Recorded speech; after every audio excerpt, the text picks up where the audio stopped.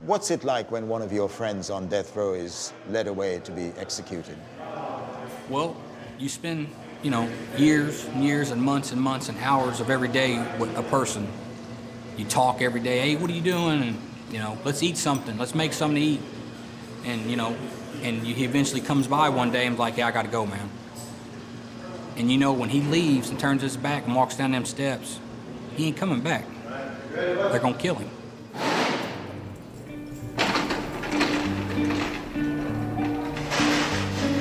About an hour's drive south of Chicago in the state of Indiana is one of America's oldest and most notorious maximum security prisons. The majority of the 1,900 inmates here are serving long sentences for unspeakable crimes. And when I came at you, I wasn't just going to stick you an inch. I was going to run something all the way through you. Get out of here! 12 are due to be executed on the orders of the state. For 2 weeks, I was given privileged access to this dark and forbidding world. I do deserve to be executed. Bottom line, I ain't gonna candy coat it. I deserve to be executed. Welcome to Indiana's state prison.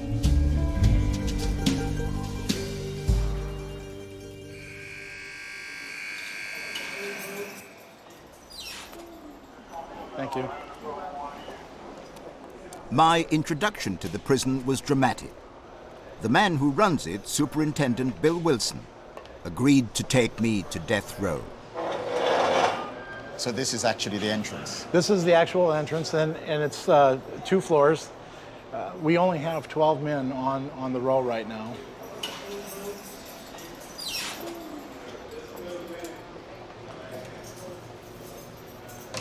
You have to sign yourself in? Mm-hmm.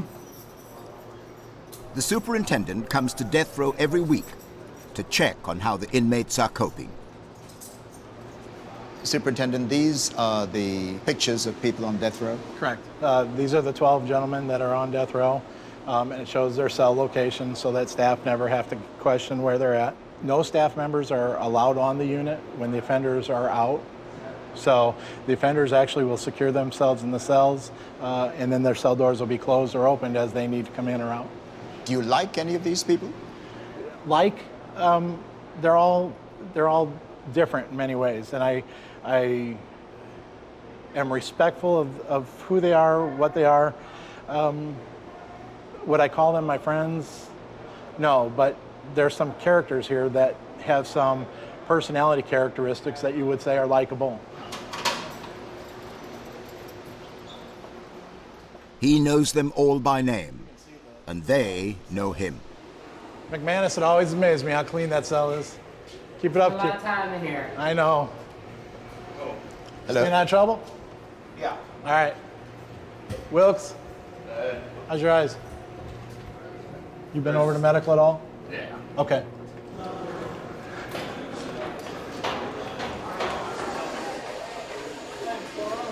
I'm all right. How are you? Just 1 second. How you been? I'm all right. You? I'm doing all right. How you doing? Hi. Is tension high? Not for me. Okay. I'm good. All right. Richie? What's up? All right. What's all this? Mr. Ritchie's wife, I believe, is from England. Which part of England is she from? St. Albans. Uh-huh, in Hertfordshire. Yeah. Yes. Yeah, I met her about 4 years ago on a pen pal, and we hit it off instantly. And she came over, visited, couldn't get enough, and married me. How often do you get a chance to see her? Every weekend. Do you mind doing this? Oh, no, not at all. Man. Yes. It is very, very unconventional, though, because the end game in this relationship is one that you know and she knows. Well, yeah, kind of, because a lot of guys can get off death row. A lot of us are getting off death row. But cases like mine and like another gentleman back here, we didn't kill no women or kids. We were charged with shooting a police officer, and they just don't let guys like us, no matter if you got good issues in your case or not, legal issues to let you off death row, it doesn't matter. You know what I mean? She knows that, and she married you. I know. I found something now. See, I was a stupid kid at 19 and 20. I made very poor decisions. I would make decisions. I would do things without thinking about them, and I didn't give a damn about the consequence at all. That kid, to me now, 32 years old, that kid's gone. I'm not saying I'm rehabilitated. You know. You're not saying that? No, I'm not. But I am. Why not? Because I'd be bullshitting you. I'm not going to sit here and lie to you. I'm the kind of guy that does need to be in prison. Why are you the kind of guy who needs to be in prison? Because I'm the kind of guy, if I get fired from a job and I can't find a job, I'll do it the legal way, try to get a job, and I can't find a job, and I can't pay my bills, I'll go get a gun and I'll pay my bills. And I won't think nothing about it. It won't bother me at all. You've described the person you are, but how do you see your life looking down the line? Where does it go? Where does it end up? Either in a box or doing a life sentence in population. That's my choices right there. Doing a life sentence or being in a box. And I gotta watch my wife grow old through these bars.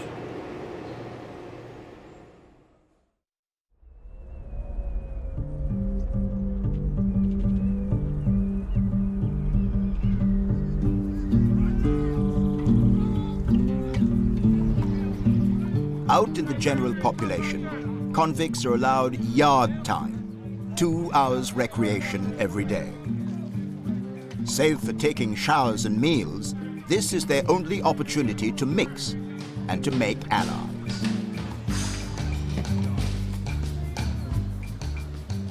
Have you been here a long time? 27 years. How many? 27 years. 27 years.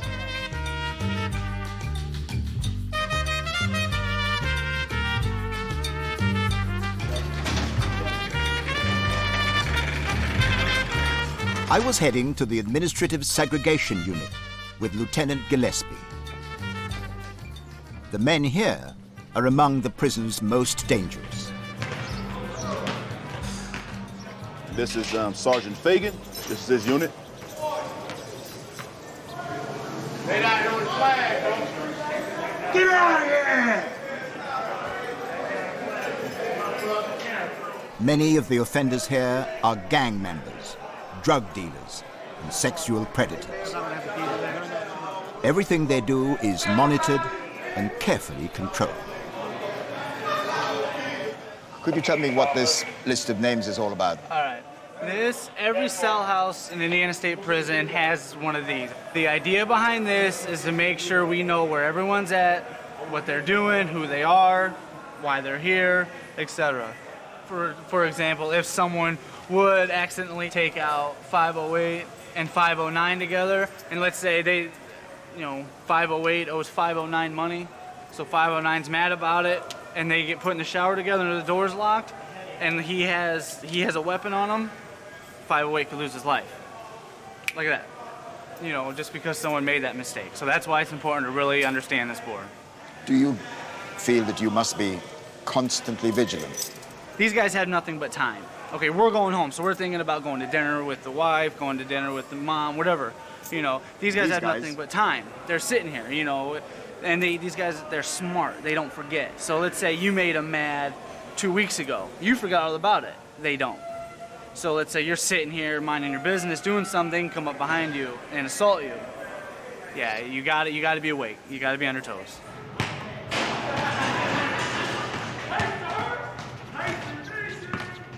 The offenders in this unit are locked down for 23 hours a day.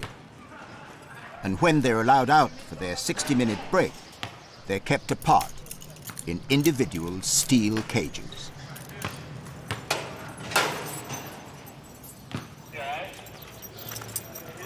One of the men is 38-year-old Ronald L. Sanford. By any measure, and in any prison community, his is an exceptional story.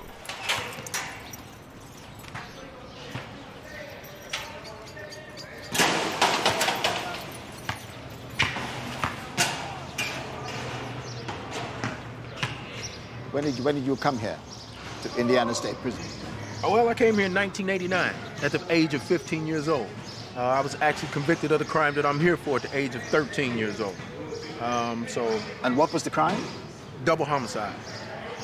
So I committed a double homicide at the age of 13 years old. At the age of 15, my case had ran its course through the court, and I was sitting here to this prison in 1989. A double homicide, yes, sir. At the age of 13? 13, yes, sir. That's very, very young. It's tragic, to say the least, and it is very young, absolutely. It's unheard of, you know. Wow. It's unspeakable, to say the least. Even reflecting on it almost 25 years later. In August, it'll be 25 years since that crime took place.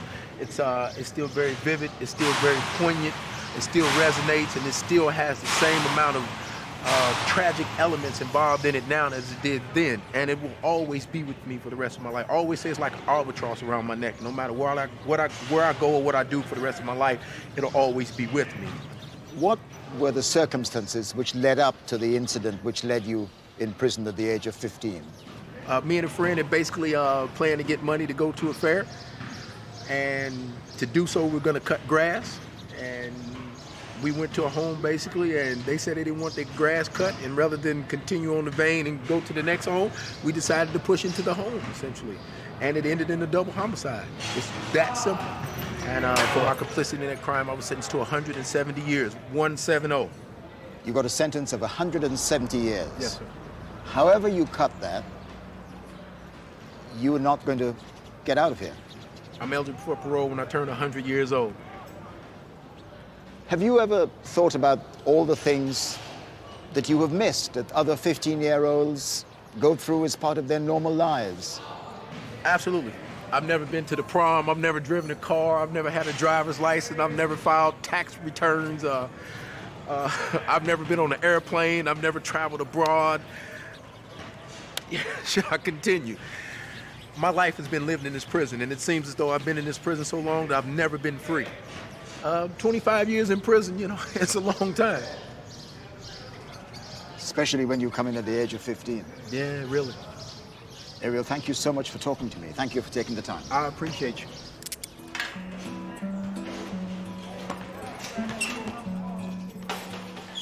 My first meeting with Sanford was a shock, but there were more disturbing cases at Indiana State Prison.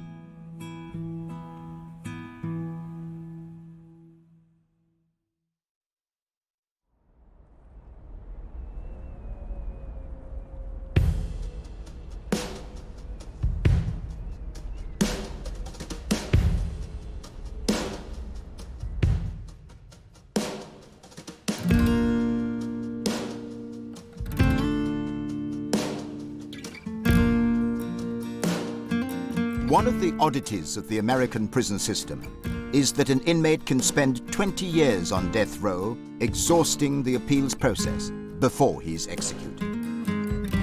In all that time, convicts are confined to this cell block and have little contact with the rest of the prison.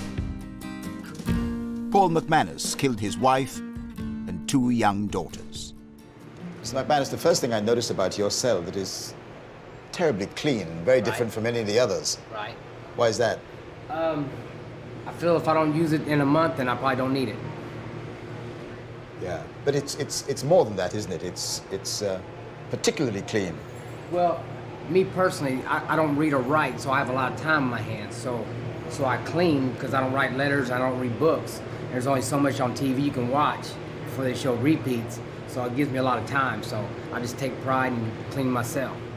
Was your life before you came to prison very similar? Were you a very tidy person then? Not so much. I worked a lot, so I was always busy, so I like to stay busy. It keeps my mind, so it works both ways, I guess. You know, I keep busy in here, but I've pretty well done all I can do in here. I might have to move to a different cell and do the same thing, but I've been here over a decade, so I'm just now getting it where I like it. Does being on death row take a physical, emotional toll on you?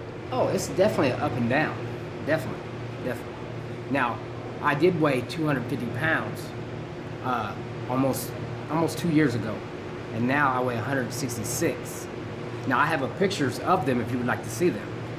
I got them right here, as a matter of fact. Yes. And you can see the difference. So this is It's all me. this is all you.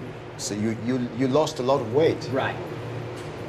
It's you know, it's depression a little bit, you know, and it's also just, I mean, it's like I said, it's a roller coaster. It's up and down.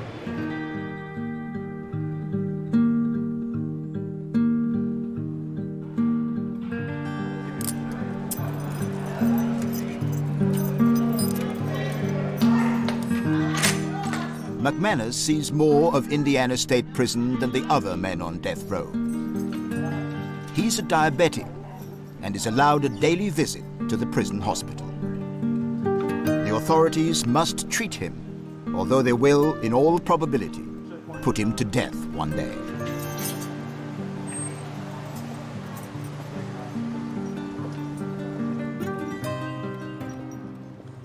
Well, here we are, out of death row and into the sunlight. Is this the only chance you get to mix with the rest of the general prison population? Yes, we don't have a lot of contact with them, so it is nice to be able to come out and see people that you've maybe been locked up with that are not on the road no more. And every once in a while, you can, you know, have a little bit of contact with that person, just for a brief second. Were you on any kind of medication, like insulin, before you came? No, before I you wasn't came to prison? Absolutely none. Zip. Now, you know, I take quite a few pills and the insulin shot. It all comes down to the food and also how you know, you have your ups and downs where you gain weight and then stuff like that. So, I mean, that does play a factor.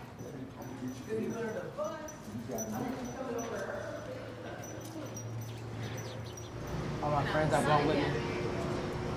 What's nice about, well, if there is a nice thing about being a diabetic is that you do get to get out and come over to the hospital daily, and then to be around regular people, it's nice. Yeah.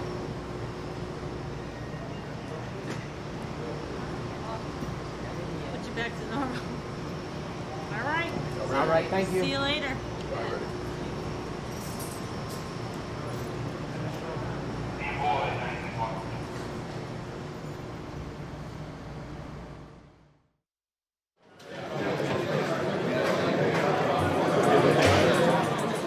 The rest of the prison is distinctly different from the oppressive gloom of death row.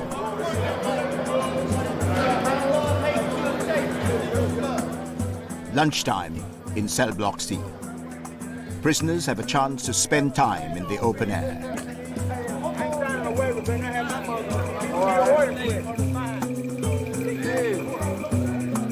They can also earn privileges. Some have jobs and can request a haircut twice a month.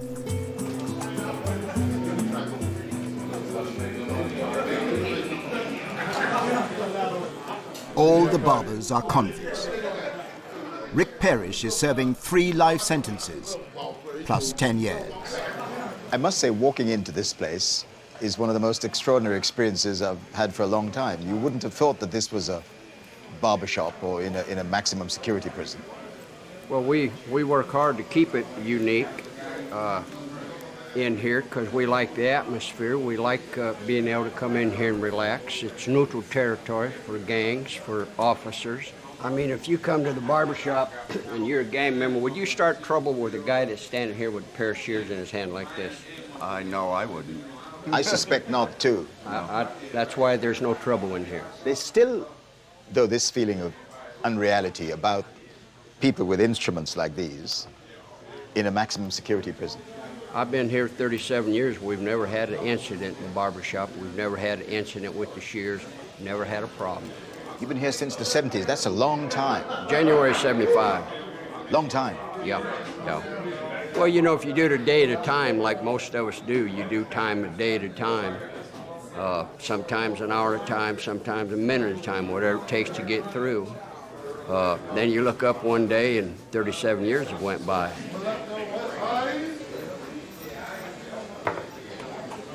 There you go, young man. All you right. have a good day. Thank you. Rick, what are we looking at here? A little history of the penitentiary and the barber shop. The shop was remodeled in August of '76, and that's the first picture taken in this there. shop. Yeah. Is that you there? Yes, it is. So this is your wall? Yeah, I'm all over the wall because it is my wall. And this. And you're pumping iron here? Yeah, that was probably 20 years ago when I was eating anything that didn't move and pumping iron at the same time. So this is a catalog of your life in pictures? Yeah, because you can see the progress from what I looked like in '76 up here to where I'm at right now. Here, that's the newest picture. What emotions do they invoke? Wishing I was out there doing it right.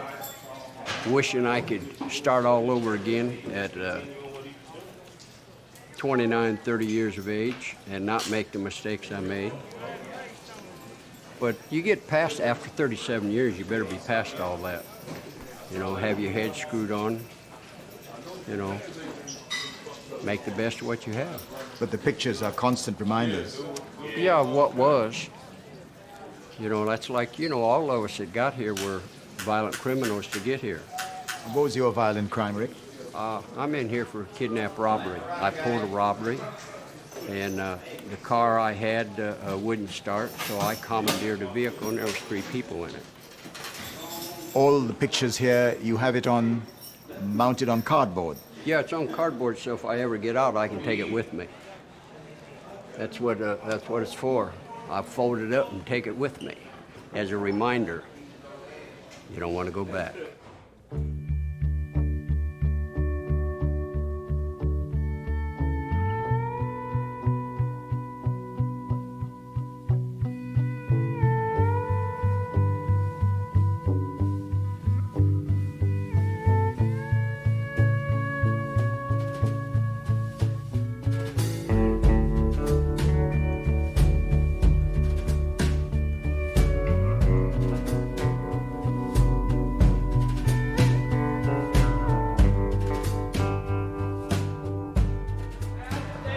Back down 200. Camera crew on 200. Camera crew. I went back to the administrative segregation unit to see Ronald L. Sanford again. His story haunted me. A killer when he'd barely entered his teens. RL, hi. How are you doing? I'm all right, yourself? Good.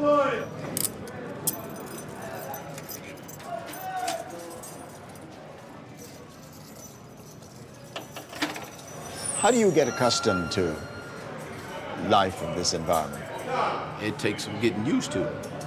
It's tough. There was a young man on the range, it was a very young man, maybe 19, 20 years old. He's exhibiting psychosis, and they took him to see the psychologist because he's having trouble adapting. This is an abnormal environment for a human being, certainly. You know, these are essentially cages, and to think that we stay in them 24 hours, 23 hours a day, come out for an hour a day, it's taxing. May I have a look in your cell about? Absolutely. Have a look at some of the books? Absolutely. You absolutely may. So. Yes, Lieutenant, would you mind opening up? I'd just like to have a look. Yes, sir. You can take whatever down you want to take down. And war against the weak, what's that about? Eugenics. Eugenics? Yes, sir. America's attempt to make a master race, essentially. And this one is the tree of life. What that's about? Yes, it's Kabbalah, actually. It's more metaphysics, essentially. Those deep questions about man, where he comes from, where we're going, and who we are, essentially, yes. I see that you have, in addition to your books, you have some of your own writing on the walls here. Strength, well-being, and health. Yes. Just something I try to focus on. If there's anything I want to stay my mind on, as I always say, is something progressive. So being strong and having a good disposition and being in good health are certain things I definitely want to focus on. And you have written here, no man is your enemy, no man is your friend, every man is your teacher. Yes, sir. I'm also standing here, and I think these are the parameters of your of your existence. Existence, absolutely. These four walls. It's a pretty isolating place. It really is, if you see it as such. It's isolated only to the extent that you think it is. You know, I mean, those books allow for a great escape and for to be able to leave the confines of the wall. So, but I'm only in here for a few minutes, and I feel it as such. I feel it. I feel the isolation. Everybody in this building feels the confinement that we're suffering here. You know, you put an animal in a cage for too great of a length of a time, it goes crazy. You know, how much more so humans? You know, so.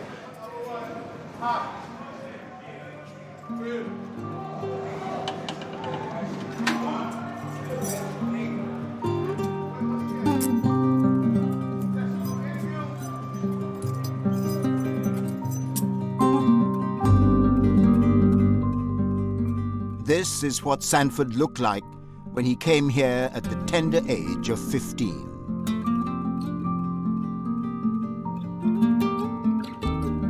His murder of 2 elderly women in 1987 netted him the meager sum of $5.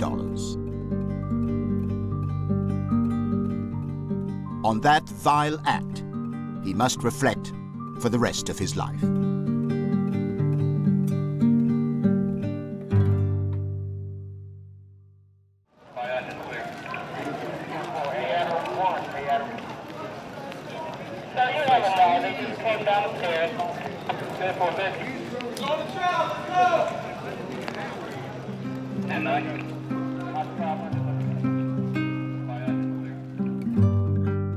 Prison life moves to the relentless and monotonous beat of an unchanging routine.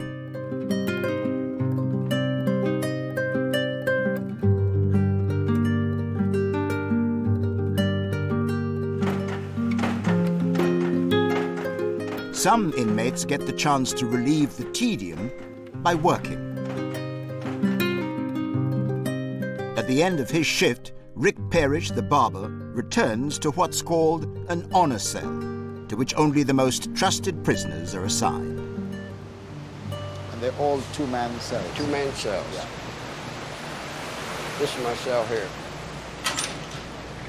Rick, who opens the doors? Is that controlled By the computer. Up in the office there's a computer, controls all the doors, controls our water. May I come into your cell? Sure, please. Thank you. And this is your cellmate? Mike. Hi, Mike. I'm Trevor McDonald. Nice to meet you. How long have you been sharing a cell with Rick? Oh, about 2.5 years. Isn't that about right, Rick? Yeah, that's correct. So which is your side? Right oh, this is your side. It strikes me, too, that there has to be a rather clear division of what's yours and what's Mike's. That's Mike's cabinet over there. Yeah. And he has all his commissary and stuff in there. This is my cabinet here. And I have my commissary and things in here. But in general, we're sharing a space. You have to try to give the other person their privacy. If he's doing something and he's up walking around, I try to stay over there. And he does the same for me. You know, just, you know, try to take turns doing things, because it is close quarters. So this is an improvement from any other part of the prison? You've been in a regular cell house. You've seen how they live over there. You've heard the noise. You hear how quiet it is. It stays quiet like this most times. And sure, you have to put up with another human being, but it's worth it. It's worth the sacrifice. Rick's honor cell does not insulate him from one stark reality. Death row is within shouting distance in the same block. What is it like to live so close to death row? Well, I just block it out. I don't pay any attention to it. I'm a barber and I won't even go over there and cut hair because I don't want to get to know any of them. You know, you lose enough friends through attrition in here as it is without them being on death row. So I don't even want to get familiar with them. Why don't you want to get familiar with them? Because you get friendly with them, you get to know them, and they get executed, you know, you've lost another friend. Does the mood change perceptibly just before an execution, in the days before an execution? Yeah, it gets even quieter. You know, everybody knows the last one, I think, was Wiggles. He stopped here, hollered down through there, "I'll see you, fellas." He said that? Yeah, he hollered out. Everybody's usually awake. We used to, midnight, we used to beat on the bars. And how many times has that happened since you've been here? How many executions have there been since you've been here? I've never kept track. Like I said, I try not to dwell on it, so keeping track of them would, there'd be too many as far as I'm concerned.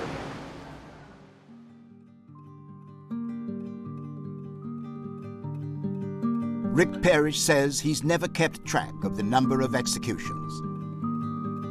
Someone on death row obviously has.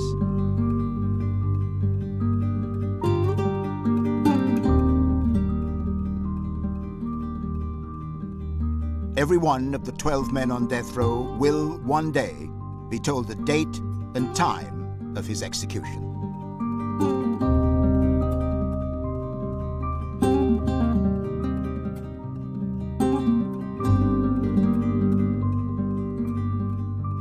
That common fate inspires unusual friendships.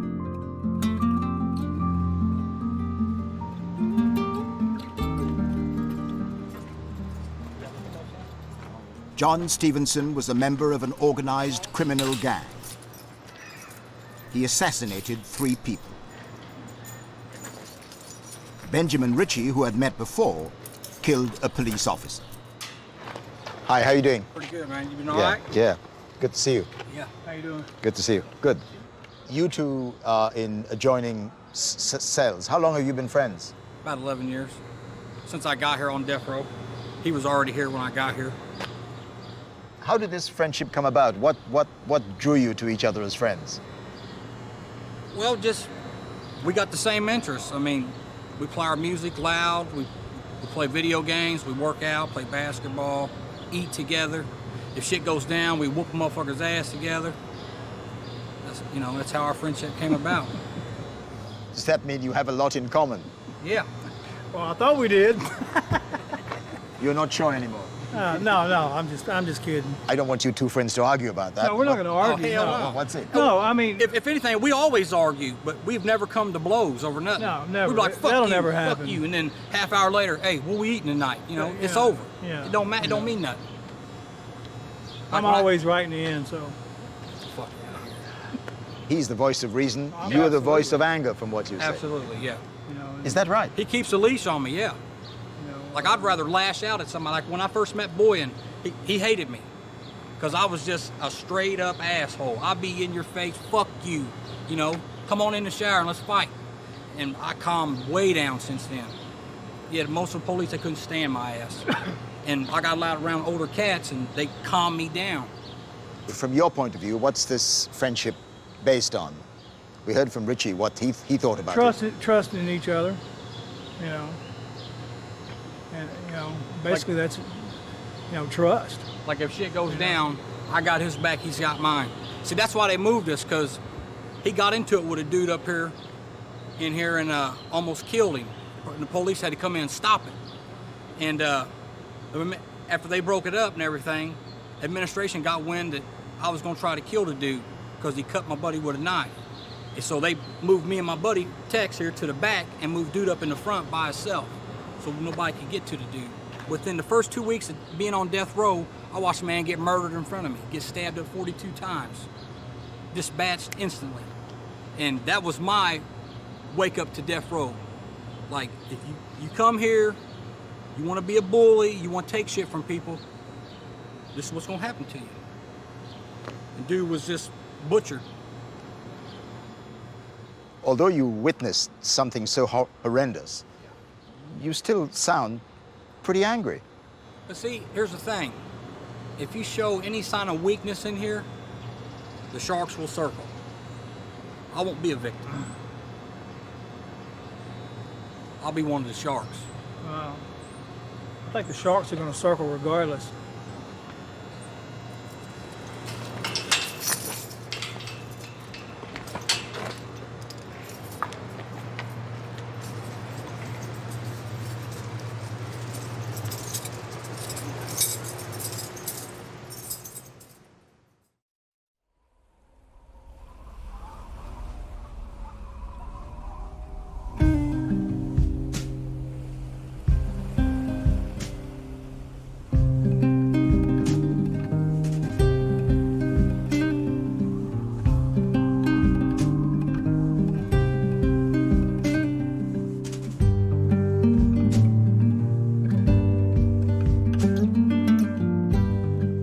average sentence at Indiana State Prison is 52 years. In Britain, that might seem like 2 life sentences, but it's infinitely preferable to having an execution order hanging over your head. Hello. Lieutenant Boyan has taken me to E Block to meet one prisoner who has escaped the death penalty. What's up, Harrison? How you doing? Trevor, this is Offender Harrison. I've known Offender Harrison Hello. for probably around 6 years. I knew him here, and also he was on death row before. How was it that you managed to move from death row, which is not a particularly pleasant environment, to this, which is comparatively much more pleasant? The court ordered me a new trial, and they gave me years instead of the death penalty. So, how did you get that new trial?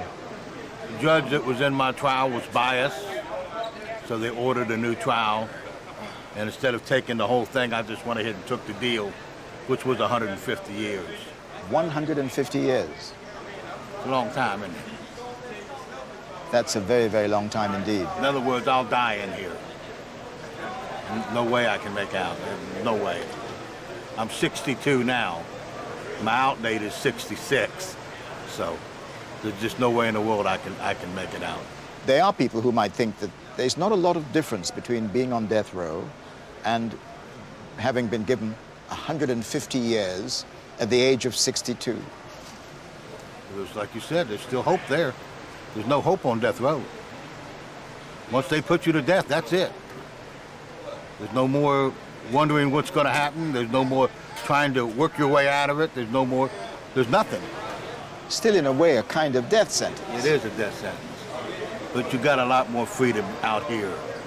And you might as well take the freedom and live your life out here, and having a job and being able to work and go to the chow hall and go to the chapel and do that than to sit up there and just wait to die.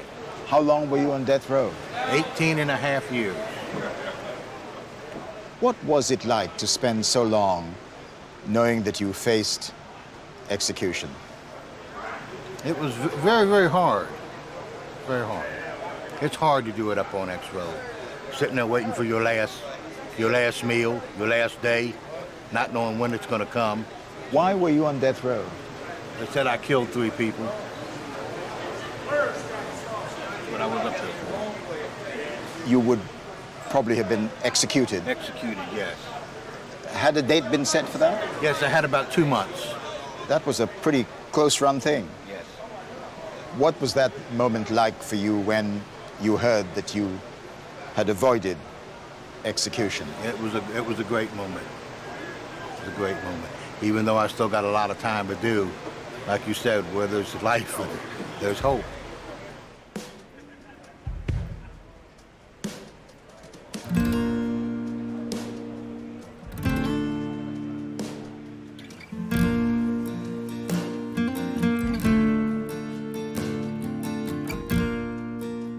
As he said, James Harrison will not leave this prison alive. But he knows he'll never be strapped to a gurney and given a lethal injection just after midnight.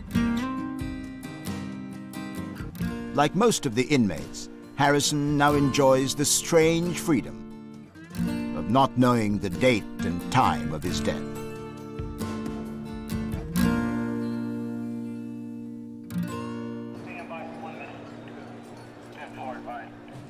Before leaving the prison at the end of my first week, I asked to see Benjamin Ritchie again.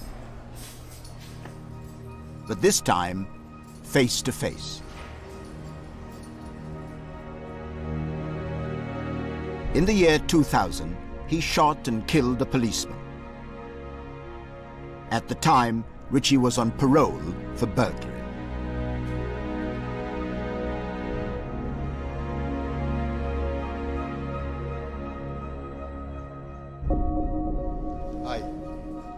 With less of the bravado he showed in the company of his friend, I wanted to hear his view of his life and his crime. Talk me through the incident which led you to be here. Well, my crime is shooting a police officer and killing him. And it started off, pretty harmless as a theft crime. Me and my friends would ride around and carjack people and take their rims from their cars from them. And my buddy's car was already full, so I decided, let's get a van or a truck and we fill it up with some rims and take it back and we can go sell everything.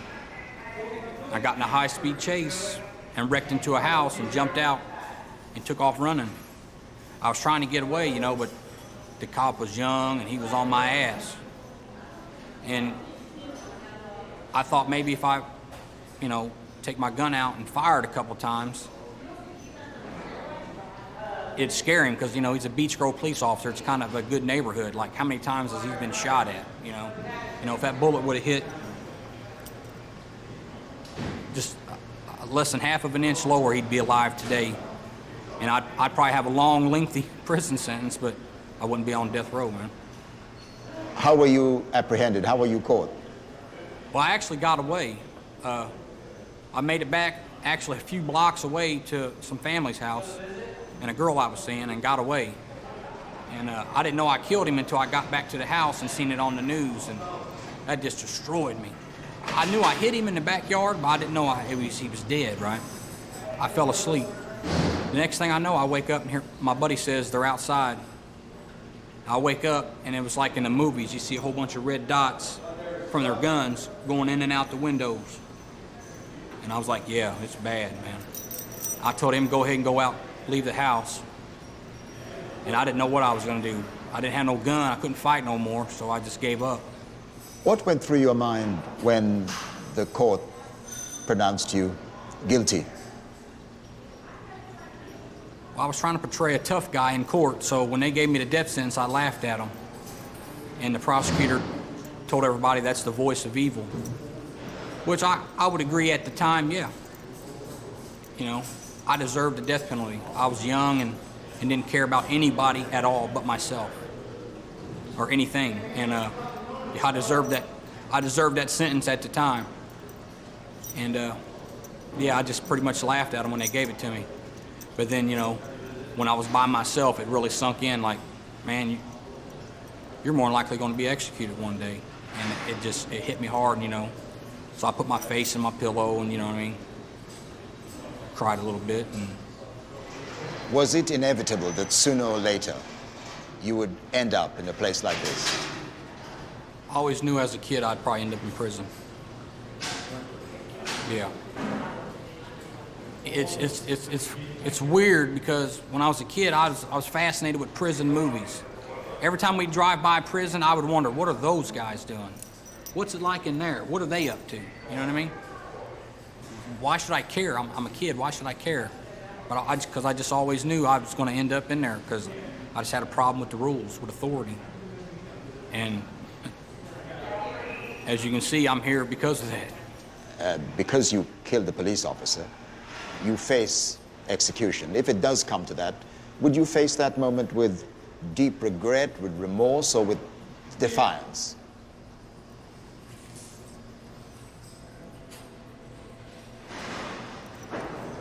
I would definitely regret it and definitely have remorse. But I'd also have a little defiance, like, why are you killing me? You said killing's wrong, but yet you're premeditatedly strapping me to this table and you're gonna poison me to death. You're gonna kill me. And that's what I would, resent.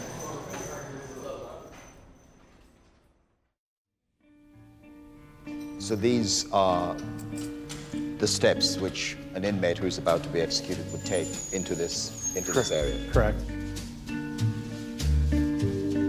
Next time, I talk to the man who could be next in line to be executed. When you sit here now on death row and you reflect on what you did, what do you think?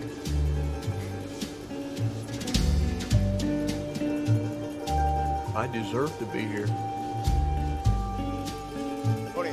I meet Roscoe the cat.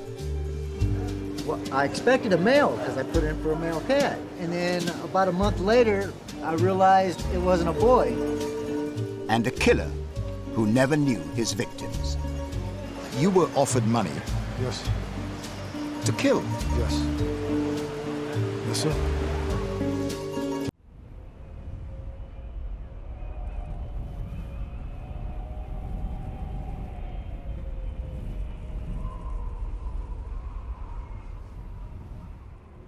I've never believed in the death penalty myself, but when I think about what you do, I begin to understand why people feel it should be the appropriate sentence for crimes like yours. Do you understand that? I do deserve to be executed. Bottom line, I ain't gonna candy coat it. I deserve to be executed.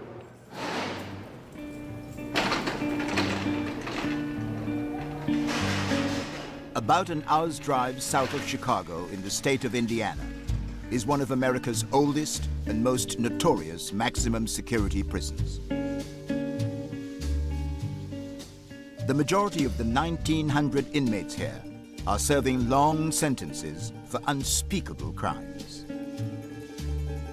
And when I came at you, I wasn't just going to stick you an inch. I was going to run something all the way through you. Camera crew on 200. 12 are due to be executed on the orders of the state. Hi. For 2 weeks, I was given privileged access to this dark and forbidding world. Stealing cookies as a 7-year-old boy in school, turned into a 20-year-old killing a cop, landing himself on death row. It went from stealing cookies to shooting a cop. Welcome to Indiana's state prison.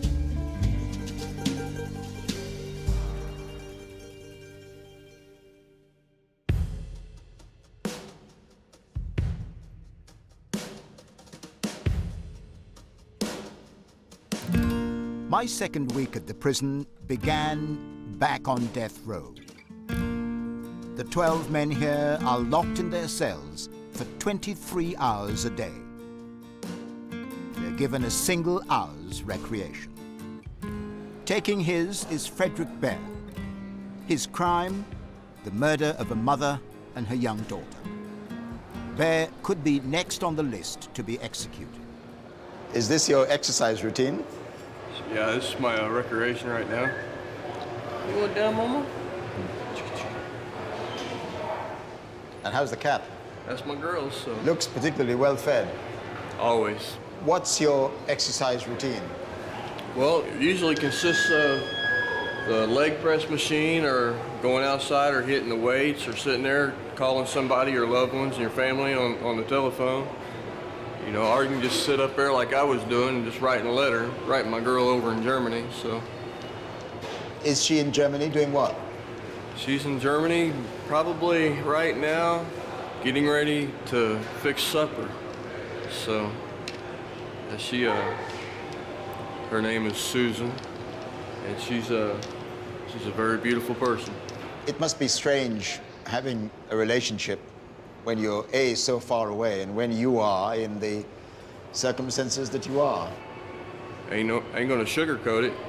Most of us probably won't get off death row. We'll be executed, or we'll die from our appeals running out of, whatever health reasons or whatever. I hope maybe one day I might get off. But the reality and the truth of that, I probably won't. There's like 16 levels to death row appeals, from the start all the way to the finish. And that's not including clemency, asking the governor for, please, grace. And which stage are you at? I'm on 13. I've been here 7 years. My appeals have been going since then, and I'm kind of rapid on mine. That's what tells me I don't know if I'll get off or not. It sounds from what you say and what you admit yourself that time is running out. Yeah, it is. It is. That's the reality of my situation. When your time runs out, you're handcuffed and you're strapped down. They stick a needle in your arm and they kill you. Might sound cold, but that's the reality.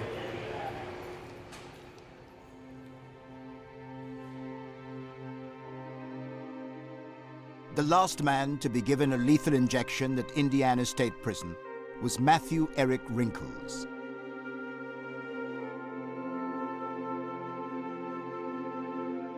Convicted of killing his wife and 2 relatives, he spent 14 years on death row.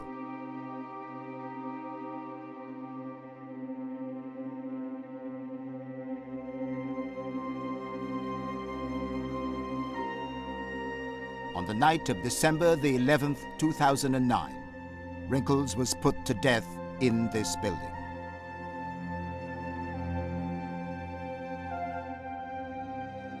Superintendent Bill Wilson, who presides over all executions at Indiana State Prison, is taking me to its death chamber. So these are the steps which an inmate who's about to be executed would take into this area. Correct. There's a process or a time frame in which we do everything. But yes, approximately between 4 and 5, the night of the execution, we would bring the offender over here, and he would be housed in a holding cell until the time of the execution.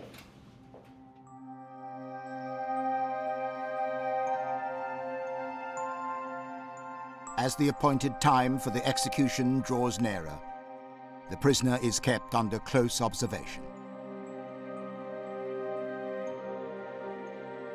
This is usually a very quiet time for the offender, though. Some make themselves preoccupied with television. Others just sit here and meditate and are very quiet for the last few hours. My job is one single event, and that's to put this man to death. That's very a surreal moment in time.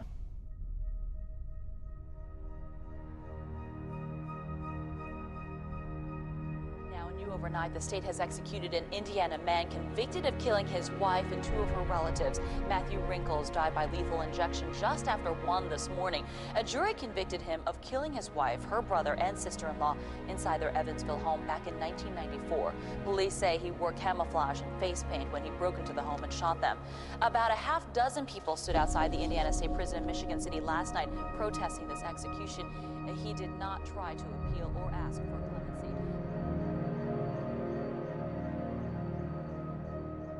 How do inmates react right at this point?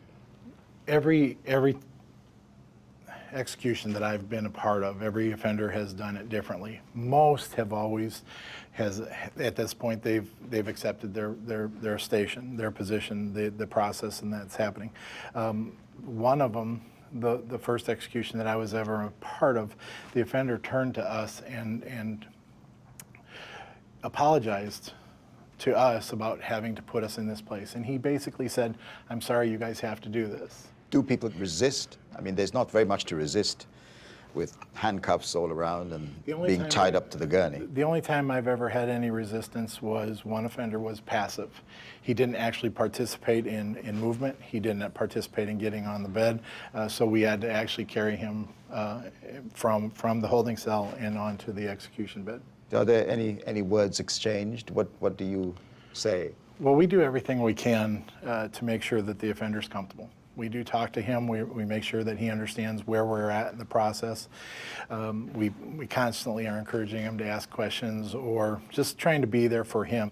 Once he's placed on the gurney, he's allowed to give a final statement. An actual death warrant is read to him so that he understands, again, why he's in this position. And at that point, then, we start the execution process.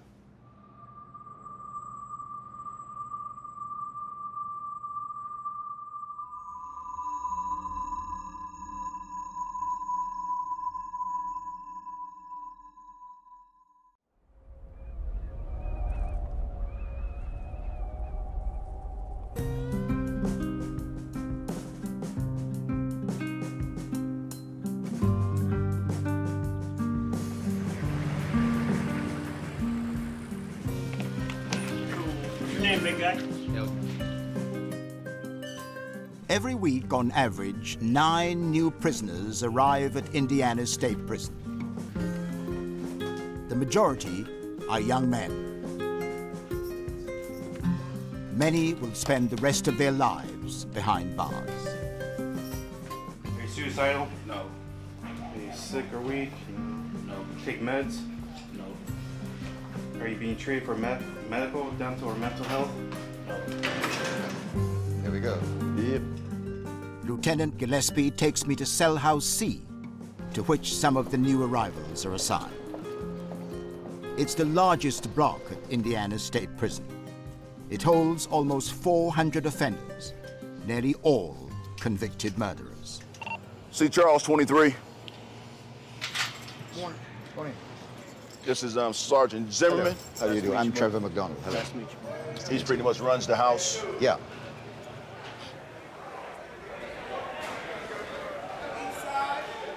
It's just after lunch, and the inmates are returning to their cells.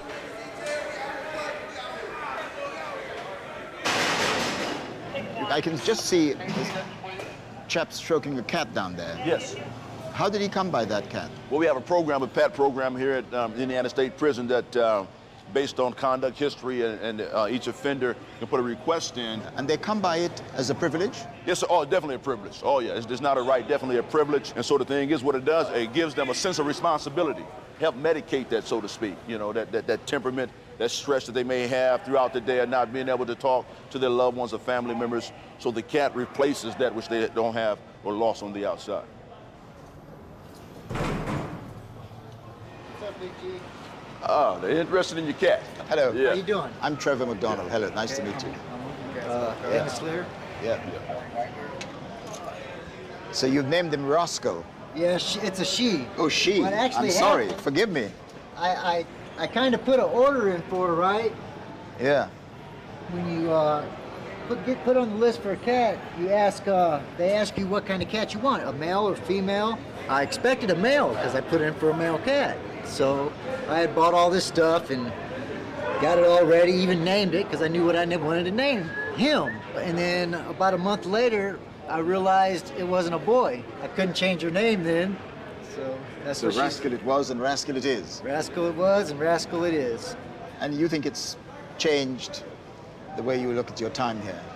Well, it helps me get through my time. You know, like I said, if I have bad days or you just don't think you can take anymore, come home and she starts meowing and you know, she's like my kid. I've raised her since she was a little bitty kitten. And I love her like she's my kid. You know? You use the word home. Well, this has been home for the last 24 years, so really, I've been here over half my life, so I'll be 45 in August. Been here since I was 20. And how long do you expect to be here? Well, right now, I get out in November 2040. 2040. Yeah, 2040. So that's a long time. A real long time. I'll be 72 years old. From 20 to 72 is a long time. The worst part is losing the family that you love, all your loved ones. And everybody that ever loved me, that never turned her back on me, those are the ones that are gone now. My mom died just a few years ago, and that was probably the worst thing that ever happened to me in my life. The pain of that memory must haunt you. It crushes me every day. I keep a photo of her up on my wall, and she's the first thing I see when I wake up in the morning. May we have a look at it? Yes, you can. Thank you. You're welcome.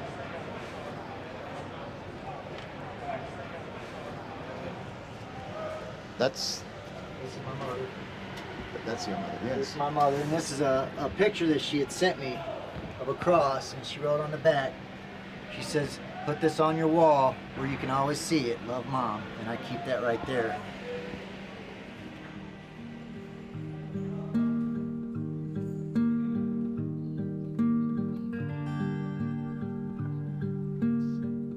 Dennis Lear will spend more than 50 years in this prison. That's par for the course for most men here. Coming to terms with that seems almost impossible.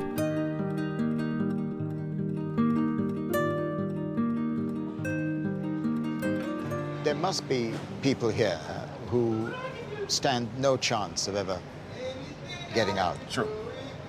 How do they cope with that realization? I believe it's an individual thing. Once you come to the realization and to the fact that possibility, there's a chance that I'm going to spend all my entire life in the departments of corrections. And so those offenders who come into the realization of that and embrace that are the ones that continue to live their lives the best way they can. You talk about their embracing it. You use the word embracing Yes. it. Must be very difficult to do that, to come to terms with the fact that this is it. They're never getting out. Yeah, some of the offenders I talk to, especially the young ones, and that's the problem that we have with the young offenders, truly have not embraced it. They say it's a time frame within 1 to 5 years, a high end of 8 years, that an offender fully realize of the fact that he's going to be here for the rest of his life. And do people ever abandon all hope and give up when they realize that this is it, this is the end, they're never getting out? Yes. Unfortunately, you have offenders, suicides in the Department of Corrections, and it's predominantly those offenders who realize that there's no more hope.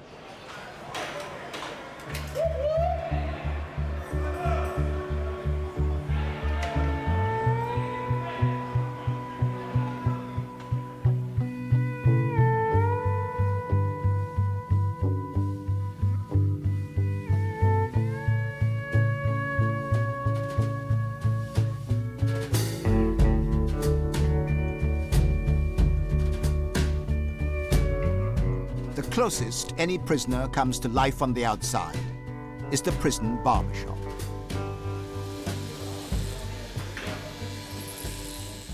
It has an appearance of near normality.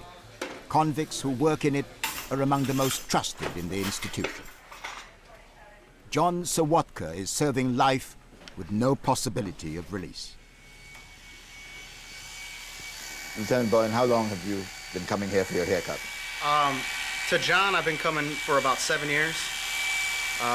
He was living in my cell house, so when I came in, it was just kind of a normal face to see, so I sat down, and he's been cutting my hair ever since.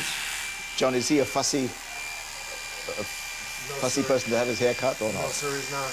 The lieutenant is an ex-Marine, so he likes it high and tight. But I was kind of put in check by a certain person in his life that doesn't like it real high and tight. She likes it a little bit faded, so I take care of what his wife wants. He has a very lovely wife.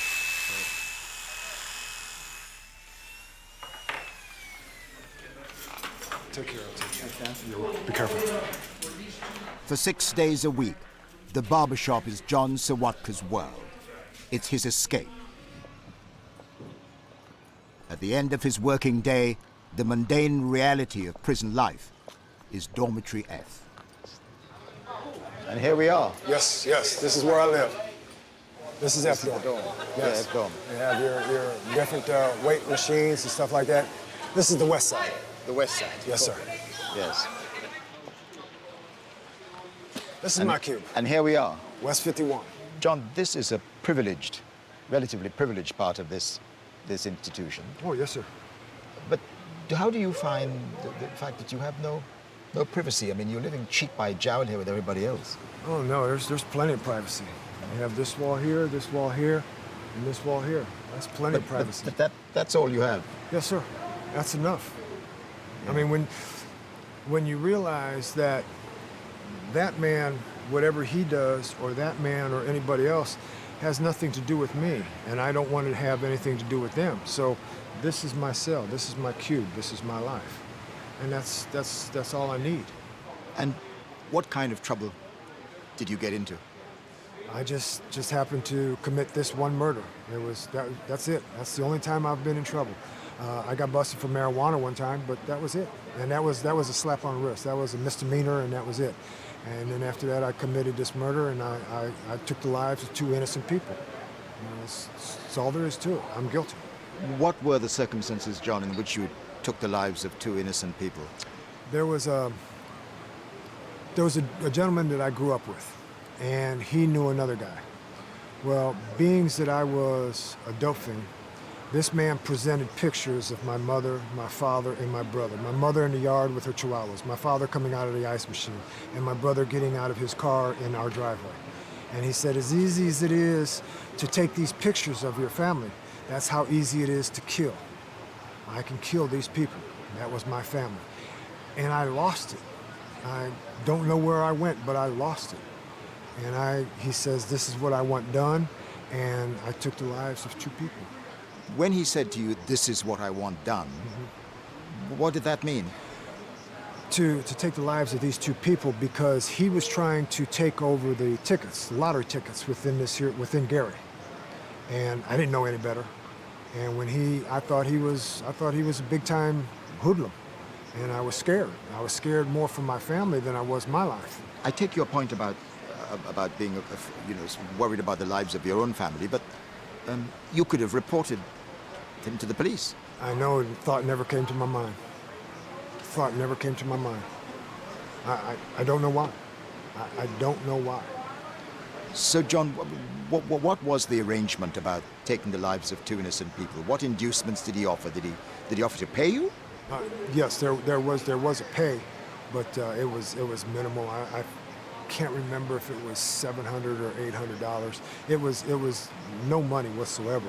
But I was just satisfied that nothing was going to happen to my family. That was the main thing. You were offered money. Yes. To kill. Yes. Yes, sir. Now, there's no excuse. Yes. I mean, it's what you did is what might be termed horrendous. A contract killing. I mean, you were paid to do it. Yes, sir. And I took the lives of 2 innocent people. Did you know these innocent people? No, sir. No, sir. And how did you kill them? They were stabbed to death. Wow. $700. Yes, sir.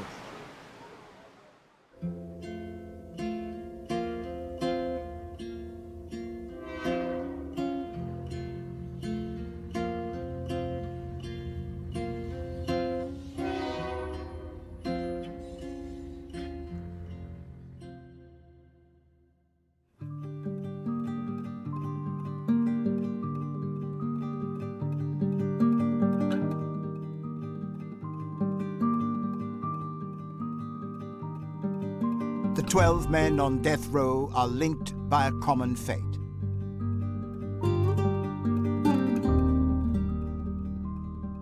One day, they'll formally be told precisely when their lives will end.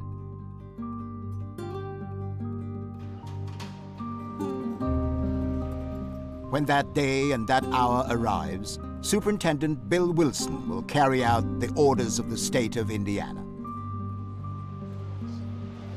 Mr. McDonald, this is Mr. Allen. How you doing, Mr. Allen? Yeah, I'm glad this weather changed. Glad the weather changed? Yeah. Miss Holmes, you doing all right? Yes. All right. The superintendent makes a weekly visit to the prisoners on death row. The last man he sees today is Frederick Bear, who killed a mother and her daughter. This is the last cell on the row. Last cell on the block. You can see Mr. Bear has an infatuation with one of England's most famous people. She has been a lifelong love of mine since like 10, 11 years old when I saw her get married the first time to Charles. And I followed her all my life.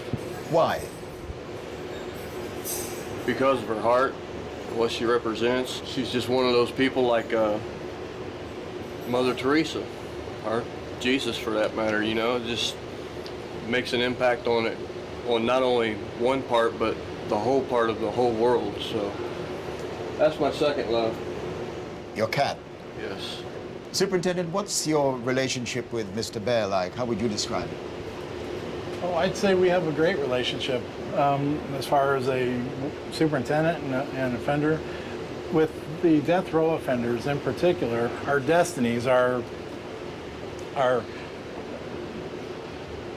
course in life will throw us in the same event. And as a result, I think it's important that I get to know these guys as well as I can, or as well as they allow me. And Mr. Bear's been one of the offenders that we've had some really solid conversations about life, where we're at, why we're here, how our destinies have actually led us to this point where at one particular juncture we'll participate in the same event. That event that you talk about is that you will preside over his execution. Correct.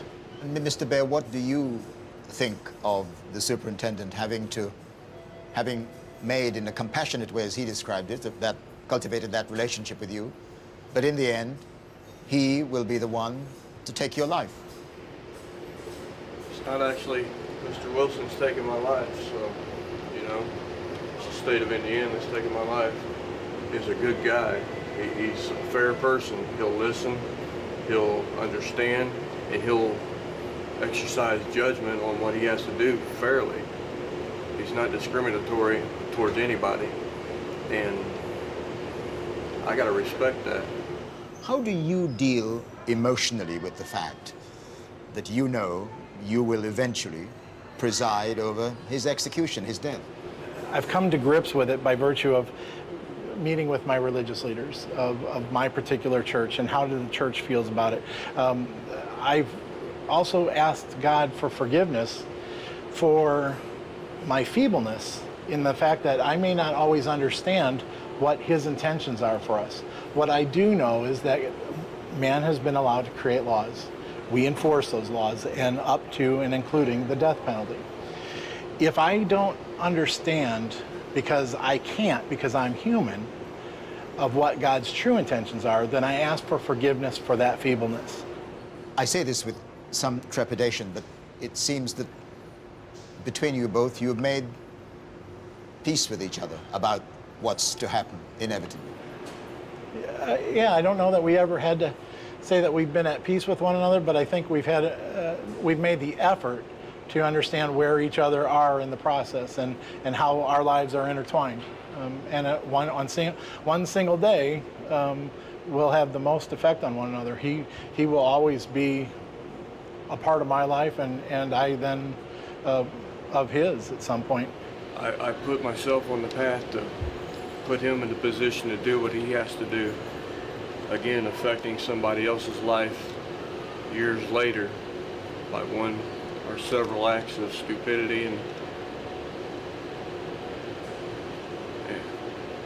undescribable things that I've done in my past, shamefully, regretfully.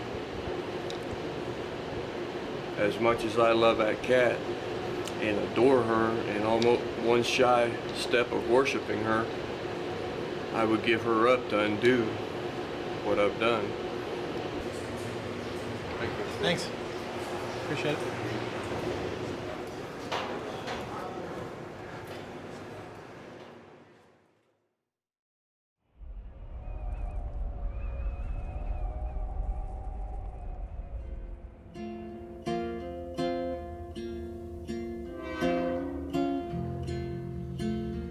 I'd now spent almost 2 weeks at Indiana State Prison.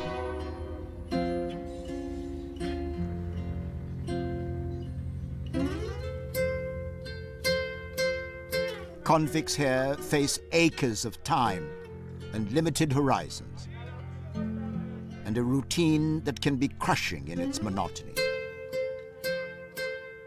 But that can change in an instant. Morning. Morning. I'd been alerted to an incident in Cell House C. This CCTV footage shows a prisoner being dragged along the range after he'd been badly beaten. How badly was the victim beaten up?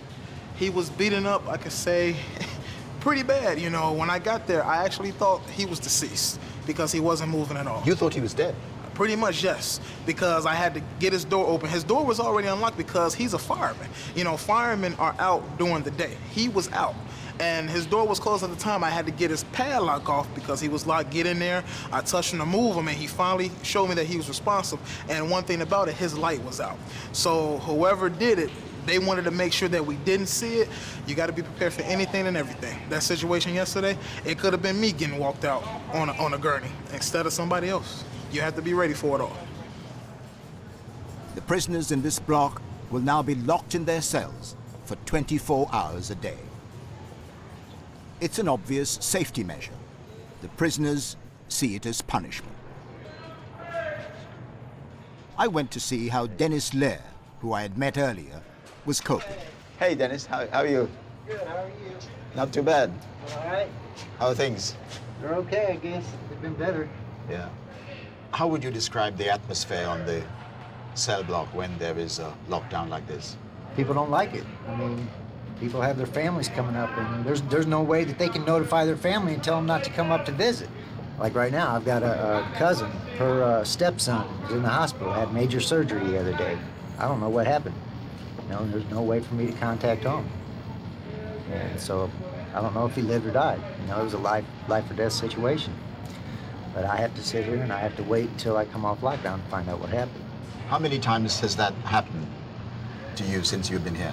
Oh, it's happened a lot. I mean, I've been on stretches back in 90 or 91 where we was locked down for like 11 months straight. How do you cope with being locked down for that period of time? Well, you got to deal with it. You find something to do to keep you busy. If you don't keep busy, you keep yourself occupied, you know, you might go crazy.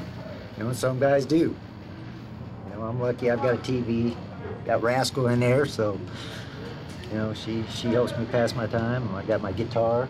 How does Rascal cope with being locked in? I don't think she likes it. I think she wants to get out on the range, but she's sitting at the bars now, so I think she wants out, get out on the range and run around. The restrictions apply to her as well? Oh, absolutely. Yeah, she can't come out either, you know. But yeah, she wants out too. It's hot on her too.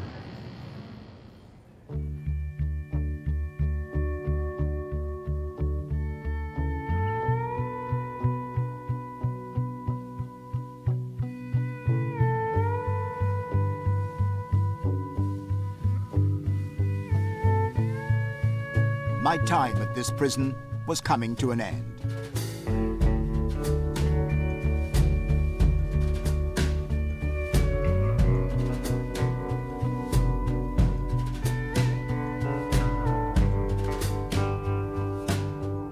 I was surprised that so many prisoners talked about the possibility of freedom one day, perhaps as the only way to survive a long sentence,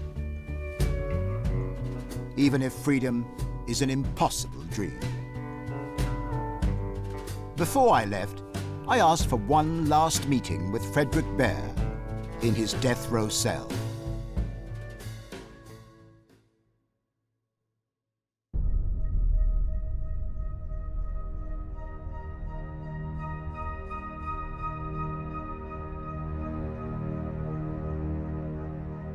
I made a final visit to death row.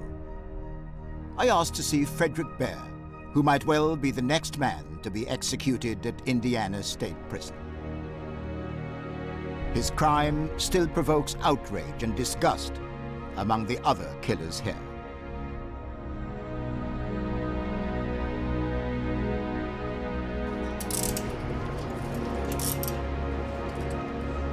Love, 206. One afternoon in February 2004, he talked his way into a house and killed a mother and her 4-year-old daughter by cutting their throats. Bear, who lives in Indianapolis and was arrested there last night, was working in Madison County on a construction site. He says he got lost, and that's why he was near the Clark home. When he was arrested, he strenuously denied any involvement in the horrific crime. I'm not a violent person. I cry when a freaking butterfly gets hit on the windshield. That's how soft and sentimental I am, because I love life. Why would I want to destroy life? I was driving up and down that road like the witnesses said and everything. Yeah, that was me. I was driving up and down the road. I was aggravated. I was high. I'm not going to lie. But am I a cold, sadistic murderer where I can cut a little girl's throat? A 5-year-old girl's throat? No. I love kids. But that was 8 years ago.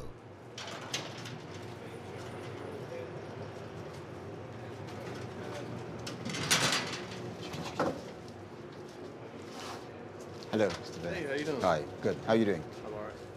I wonder whether I could begin by asking you what you remember about your life growing up. But it's a normal childhood. I mean, I was adopted by my dad, about 5 years old. Wonderful guy, you know. Didn't have to, but he loved us anyway. And he adopted me and my brother. And life was okay. It was rough. Didn't know as life went on that a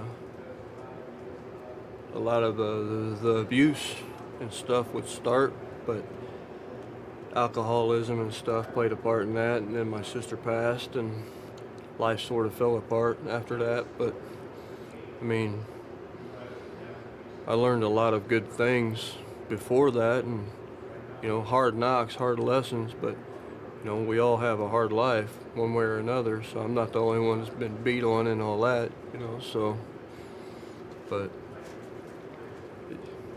relatively normal to some certain extent, you know. Do you remember the first time you broke the law?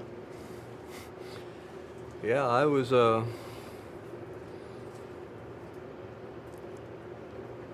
I've been a thief all my life. That's all I've been. That's all I've ever been. I'm not proud of that fact, but that's all it is. You know, I'm not going to sugarcoat it for you. I'm a thief. I've always been a thief. I started stealing Matchbox cars when I was in kindergarten, and then it graduated, you know, stealing cars, Matchbox cars from the store, shoplifting and stuff, and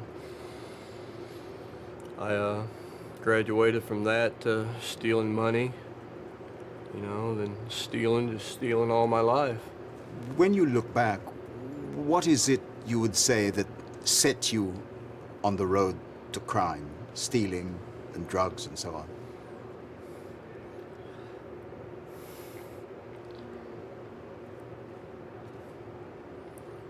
That's a hard question.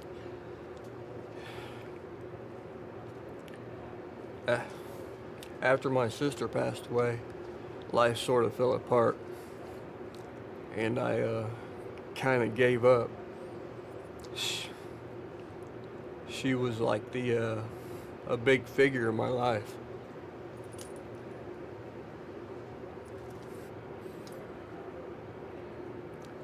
I sort of just gave up and I stopped caring because, you know, somebody as nice as she was could be done that way. And I ended up being sort of the same people that, you know, did to her what I've done to others to get here. Tell me about the incident that landed you on death row. What'd I do to get here on death row? Yep.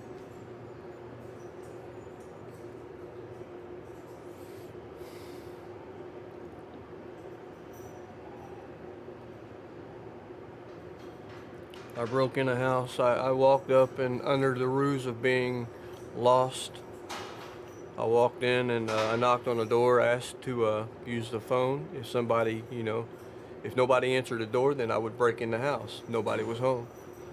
So I knocked on the door and a little kid answered the door. And so my first thought was, could I use your phone? You know, throw it off.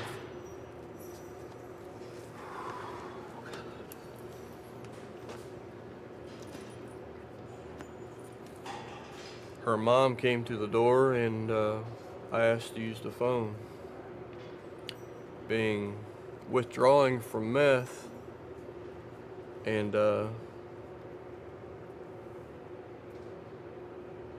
they didn't see my face, you know, I was just really wasn't there.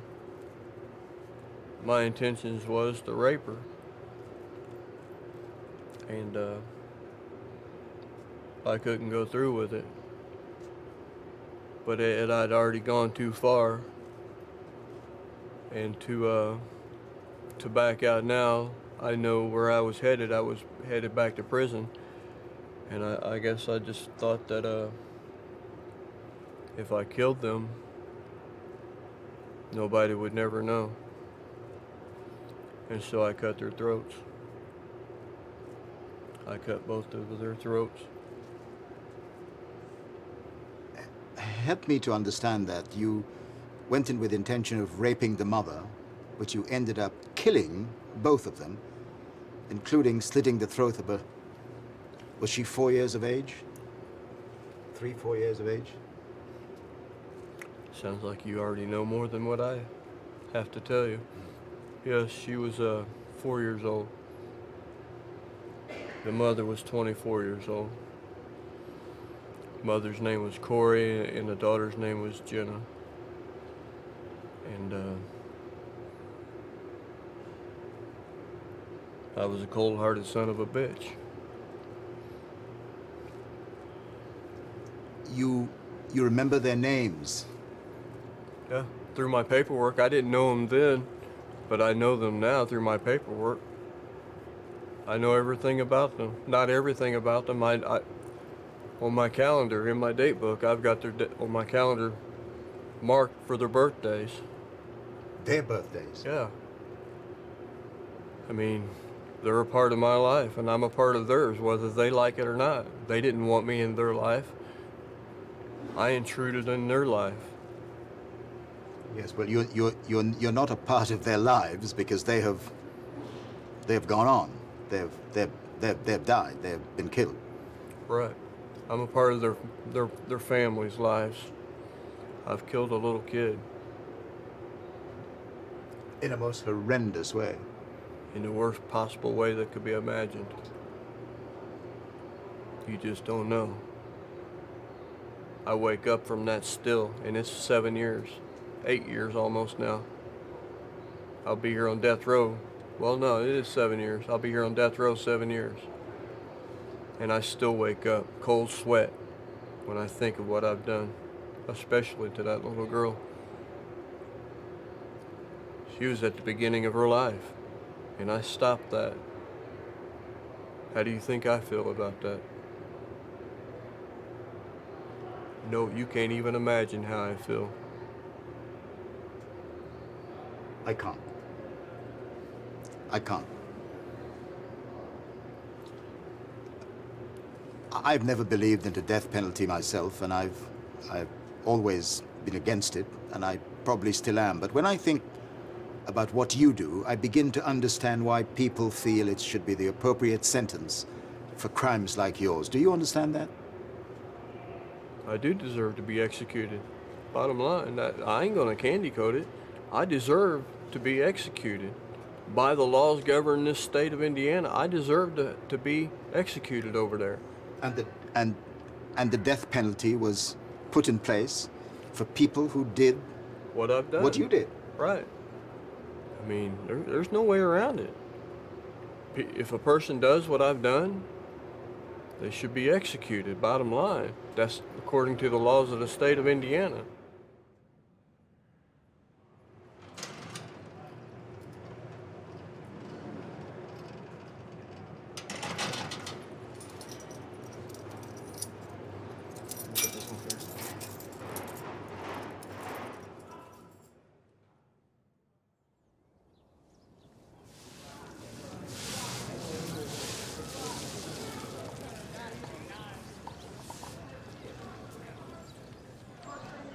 I eventually took my leave of Indiana State Prison and the 1,900 men confined within its walls. But the memory of what I saw and heard here will stay with me for the rest of my life.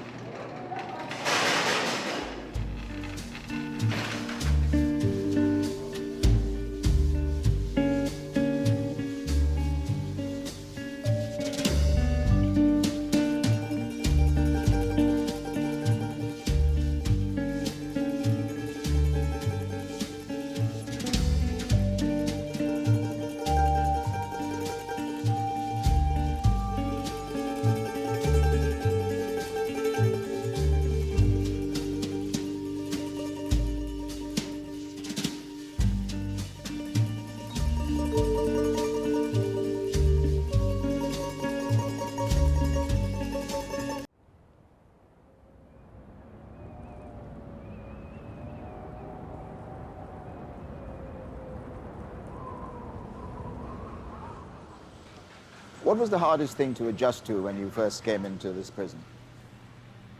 I've always naively, I guess, thought that women were the gentler sex, the weaker sex. That's what society wants us to believe. And the fact that women can stab a man to death 40 times, I find that incomprehensible.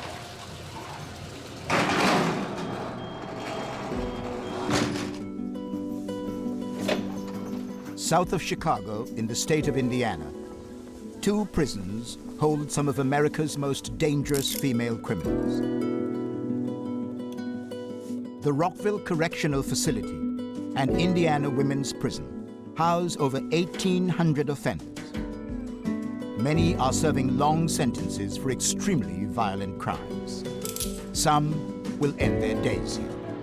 How severely was the victim hurt? The bullet came into close contact with his eye and You shot him in the face? Yes. For 4 weeks, I was given access to a world and a culture, the like of which I've never known. So you were classed as a baby killer? I was that, I am that. I'm a lot more than that as well, but that's who I am. America imprisons more women than anywhere else in the world.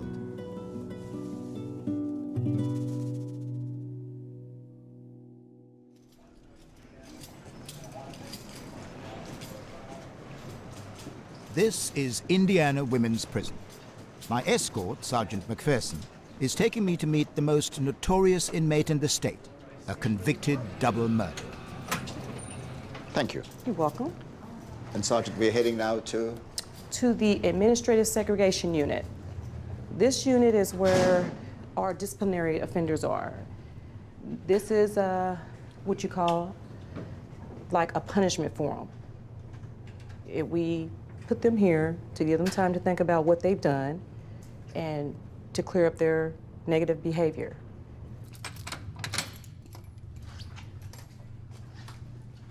Offenders in this unit spend more than 20 hours a day locked in their cells.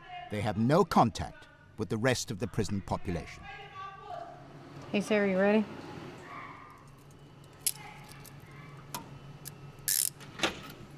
Sarah Pender has been in this segregation unit for nearly 5 years. This is punishment not for the double murder for which she was convicted, but for an incident in 2008 which made headline news across the country. Why do you think that they have given you this long sentence, as it were, in segregation unit? Because I embarrassed them. How did you embarrass them? Well, I escaped from what was supposed to be a maximum security prison. How did you do that? An officer aided me. In what way? This is a little embarrassing. He drove me out. They have these transportation vans that come in to get fuel. They have like their own little gas station, and we planned it so that when he came in to get fuel, then I came out and got in the van. How did you manage to persuade an officer? Well, I didn't actually... To take you out? I didn't actually ask him. Yeah, I know. It's, I was having... when I was planning my escape, I planned on doing it by myself. And, but I needed money, and I didn't want to ask my family because I would have to lie to them about what it was for. So in order to make money, I worked with this officer who would traffic in contraband, and then my friends would sell it for money, and then I would get the money to save up for my escape. And so he was making a lot of money because I was paying him very well to do this. And he found out that I was planning an escape and saw an opportunity to make more money. And so he said, well, what if I could just roll you out of here? I said, that would be worth my while. And as a side note, I also had a sexual relationship with the officer, and that came out when I escaped, and that was very embarrassing to the department. I think I'm beginning to understand why the authorities have taken such a strong line on your case. Mm-hmm. Because you mentioned it was an embarrassment. I think it's a huge embarrassment for them. Yes, The only explanation that they've given my mother for why I'm in here is that I'm, quote, too smart for their facility.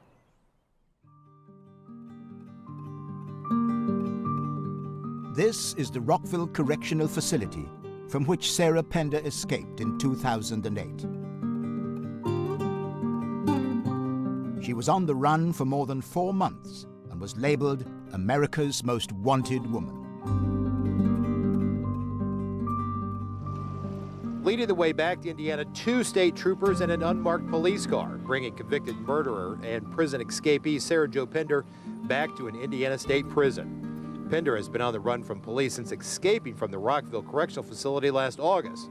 She'll have no contact with the outside. No phone calls, no visits, and we'll minimize her contact even with staff internally.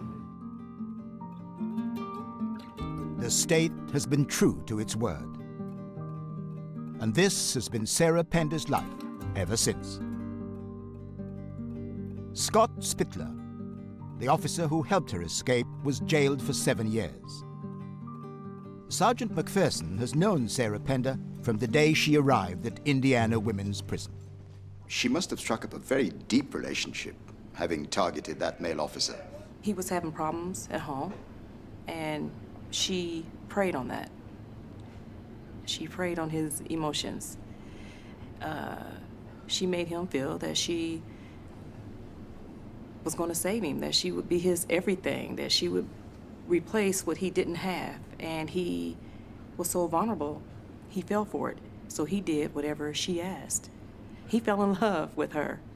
He fell in love with her? Yes, but of course she wasn't in love with him. She used him to get what she wanted, and that was to get out of Rockville. And you would put that down to her ability to manipulate. She is, I've seen a lot. I've been here for over 20 years.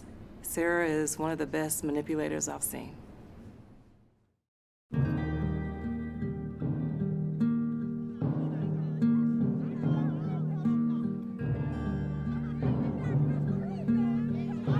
Out in the general population, prisoners must conform to strictly regimented days. 3 hours for recreation.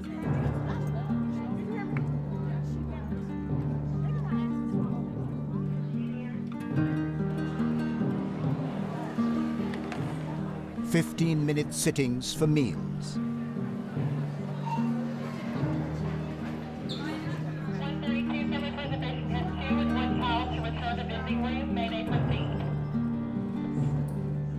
Apart from this routine, inmates are allowed out of their cells, although they're confined to their assigned units. Thank you. This is Unit 13. Offenders have just returned from lunch. Hello. Hi. Hello. I'm Trevor McDonald. Hi, Trevor. I'm Addie. Addie? Mm-hmm. What are you doing here today? I'm just talking. She's doing a little crafting, a little writing. Some cards. You're sending cards out. Mother's Day cards. It's coming up, so we got to get them out. Yeah. Does your mother come to see you here? No. My mother, she lives out of state, so she really doesn't come up here much. She's never come to see you at all? No.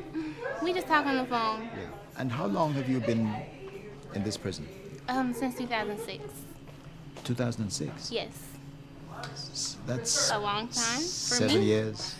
Yeah. Well, it's a long time not only for you, but for anybody. Mm-hmm. Yeah. Yep. How did that come about? I got strong armed robbery charges. So. Strong armed robbery charges? Yeah, that's more for like physical robbery. Like I didn't have a gun or anything. I was fighting, punching, that kind of stuff. What were you robbing? Oh, people. Sorry. It was 3 people. Where was this, in a street? Yeah, we were driving around. We stopped when we seen people walking. We hopped out the car, bum rushed them kinda, beat them up, knocked them down, tried to snatch the purses. So you robbed 3 people? Yeah. How much did you take? Oh, it was only $300 from that robbery, so it really wasn't nothing. A stupid decision, not worth anything, especially all these years of my life. When you say from that robbery, you suggest that there were other instances. Mm-hmm. Yeah, there was. I just didn't get caught, fortunately. How old were you when you started on this may I call it a career? Oh, well, since I was about 13. School? I went to school up until like 10th grade, then I started fighting, getting expelled, and I just stopped going. I'm actually really smart in school. I always had straight A's, but I just couldn't stay there, always fighting, getting expelled. Why couldn't you stay there? Why did you find the need to fight? What? I just have a really horrible anger problem, so I always let that get the best of me. Even looking at you now, I'm finding it difficult to believe that you are capable of having done that. I'm very much capable of it. Because you're still very young. Yeah, I'm 25. And your sentence was? 16 years, do 8. If you behave well. Yeah. If you control your anger. Right. And actually, probably in the most recent year, I can say, I've been getting control of my anger. And I have 2 kids, so I know I have to You have 2 kids? Yes. How old are they? They're 7 and 9. 2 little girls. Do you feel you have let them down by not being there for them? Yes, I have. And I deal with that every day, and that's really like my biggest motivation to changing and being different and coming out of here and, you know, taking something from it, not just, oh, I've been in prison. You know, I want to walk out of here and be something for them. I just do not want them to follow this same circle. Like, my mother was in prison, you know? This is the same. What for? Attempted murder and aggravated robbery. So that was not perhaps a great start for you in your life, was it? No, it wasn't. That's kind of what, you know, kicked everything off. It's Mama leaving.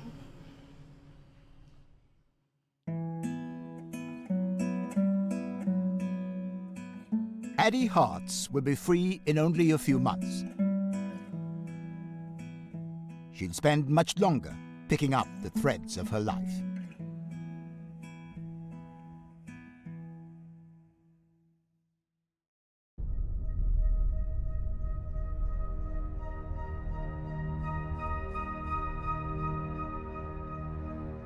I'm on my way to the Rockville Correctional Facility.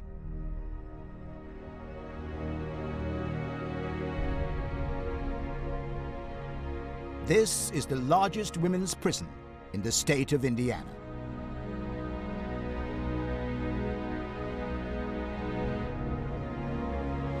I still need Bowen, Jones, Fairchild, Andrea Jones, Dean, Bria, Reuter. Rockville is a clearinghouse for convicts from all over the state. Some will serve all their time here. Others are assessed and moved on to other prisons. Every month on average, 200 new offenders arrive here. This is their first port of call. From now on, their every action will be governed by prison rules. Ready? Look right up here. 1, 2, 3. All right, this paper here tells you we don't allow any sexual contact of any kind between you and staff and you or our offenders. Your stuff? Okay. Go over there and get a styrofoam cup, put your name on it. There's water in the orange thing. From the way an intake looks when she comes in here, can you tell what she might be in for? No. I don't ever try to guess. Some of them, when you look at them and you look at the offender, it's like you cannot believe that that's what she's here for. You're frequently surprised by what they've done. Very much so, yeah. You would, if you look at, you know, the paper and then look at her and you're going, there's no way. But, yep. Do you see many of the same people coming and going? Yes. They'll come in that door back there and say, I'm home. And I'm going, really? You know? Because for some of them, this is. Because they have nowhere else to go. Okay, I'm gonna roll each finger. I'm gonna start with your right thumb. Hello, I'm Trevor. Hi, I'm Paula. Have you been in this prison before? Yes, I have. For Fort Wayne, Indiana, I've been here for possession of meth. So I've been here before, but I only stayed like in intake. I didn't leave intake, so, but this time I will. Yes. Yeah. So this time you will be in the general prison population. Yeah, sure will. What sort of prospect is that for you? A little scary, but at the same time, like, I don't know, teach me little morals, you know? Teach me not to come back. Do you have a drug dependency? I've been to rehab, yeah. I'm an addict straight up, so yeah, I do. How long have you been an addict? Since I was 17 and I'm 28. A couple years, a long time. Do you have children? I do. I have 4. 4 children? I have 4. My oldest one is 13. I have a 13-year-old, 12-year-old, 9-year-old, and a 6-year-old. I'm trying to find a hopeful road out of this for you. I know. I know. What's that? I don't know. I have to have a game plan when I leave here, I know that. Like, going back to life, like, when I got in trouble this time, I violated probation because I didn't have no transportation back and forth, and I wasn't using, and I haven't used for maybe 3 months at the most, you know, and that's pretty good for me because I was doing needles and all kinds of stuff. But 3 months is a big step, and I just want it a little bit further and a little bit further. But it's just, it's hard. It's really, really hard. Thank you very much for talking to me. And good luck. Thank you.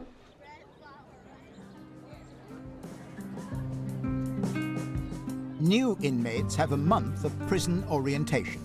They're easily recognized by their orange uniform.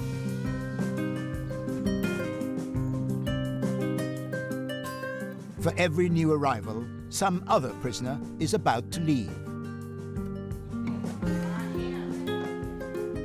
Martha Search is quietly counting down the days.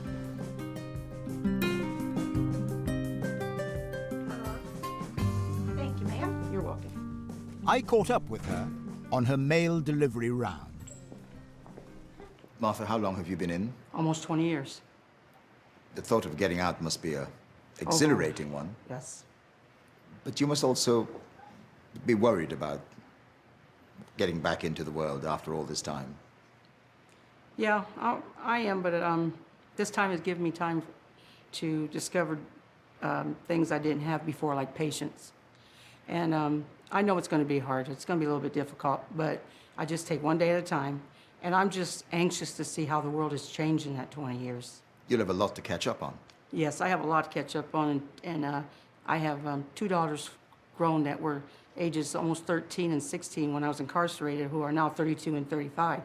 So I haven't seen them in a while. Have you seen any of them since you've been here? I haven't seen my youngest daughter since '99. She couldn't do it no more. And my oldest, I stopped coming in 2005 because she didn't want to leave without me anymore. And you missed quite a lot. I just went from here to Terre Haute to the hospital not long ago, and I was awestruck at the things I saw. And I had to have the officer tell me what it was, because I didn't know what it was. Things like what? I seen this little gadget once, and I didn't know what it was, and someone said it was an iPod, so I had to have them explain to me what an iPod was, because I don't know. And a cell phone. I'm used to your cord phones at home. So, I'm like, yeah, I can't wait to get out and try these things. I'm a type of person that likes to learn things, and I'm curious, and I'm gonna find out, and I'm gonna get on Google. I found out all about Google and all them. I just can't wait. I just can't wait to explore everything. So you're waiting to make your entry back into the real world? Yes. And I've told my children that you might still see a little prison in me because I've been down so long. You know, there might be this What does that mean? There might be this one time when I look at the clock and think it's count time. Or not sure if I should answer the telephone. And money's gonna be strange to my hands, you know? And so I said, if I act a little different or if I wander off for an hour or two, don't worry about Mom, I'm exploring. Have you thought what your first night of freedom would be like when you can sleep in a bed of your own? I feel it might show me how a little bit of heaven would feel. That's how I think of it, is a little bit of heaven. Not in a dorm surrounded by other people? Heaven. Heaven. For 20 years, Martha Search has been told what to do and when. All those decisions will soon be hers alone.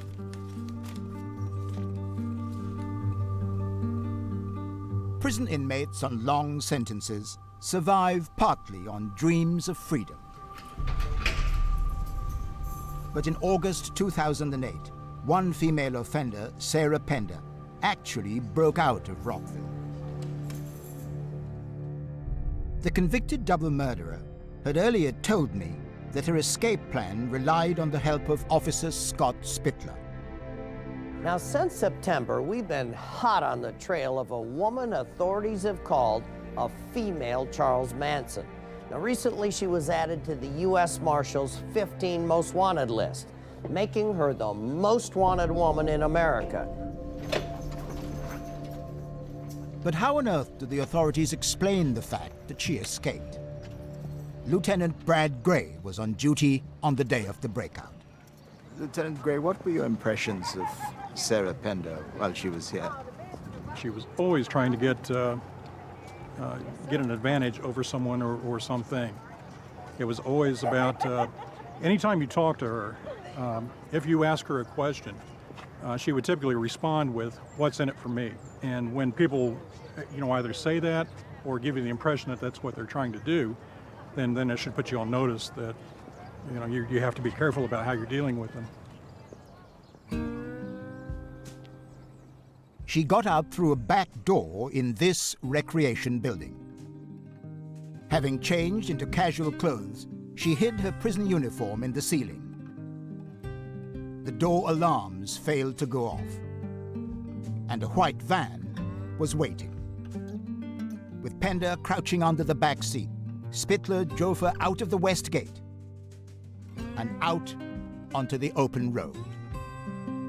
What were your feelings about the fact that this was an officer with whom you had worked very closely, someone you knew, someone you had served with, and someone you respected as a colleague?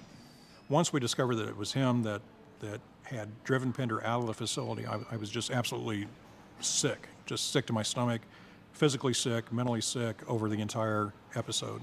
Sarah Pender proved to be, as you had probably thought when she came in here, that she was just as clever a manipulator as you had originally felt.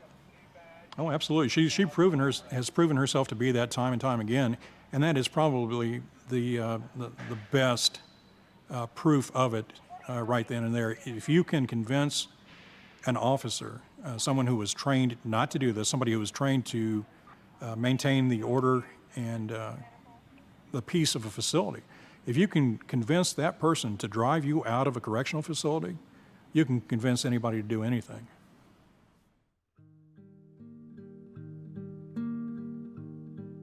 The authorities were bruised by Sarah Pender's escape.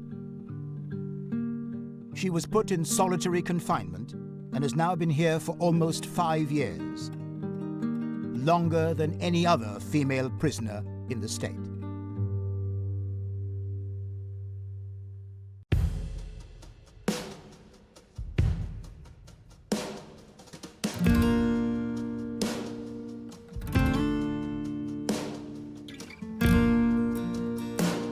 Of the 1,200 offenders at Rockville Correctional Facility, 85% of them are mothers.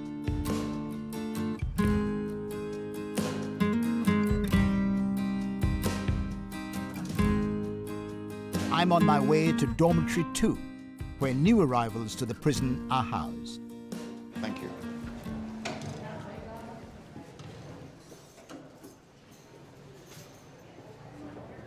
Paula McIntosh, a mother of 4, was beginning the difficult process of adjustment.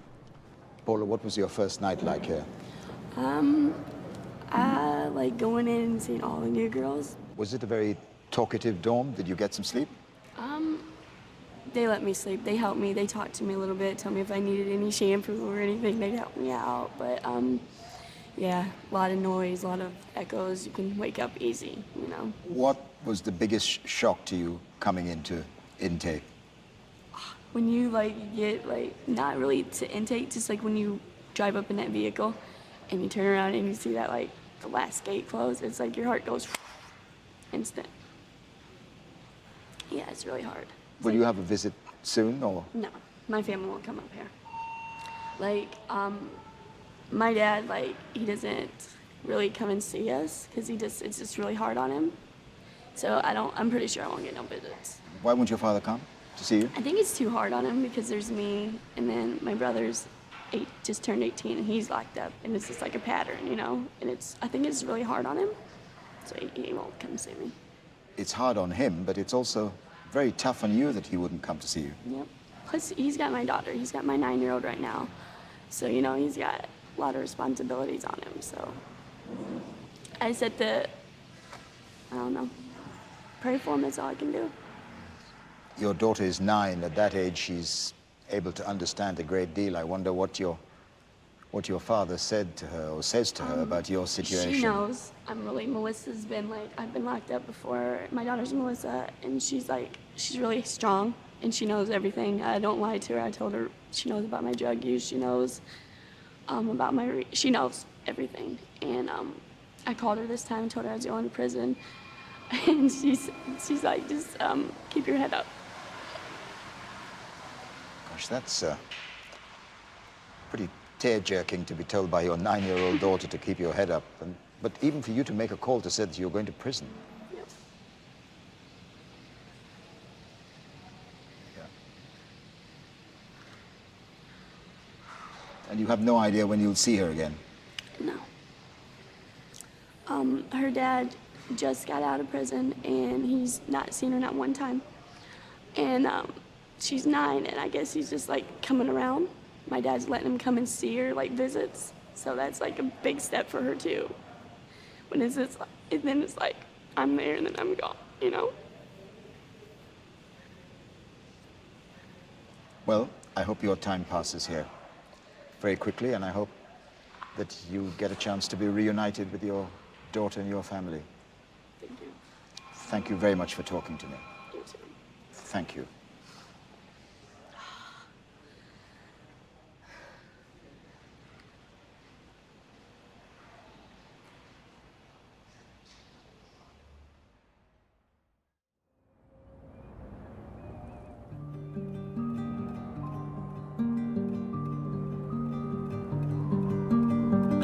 At Indiana Women's Prison, it's morning recreation.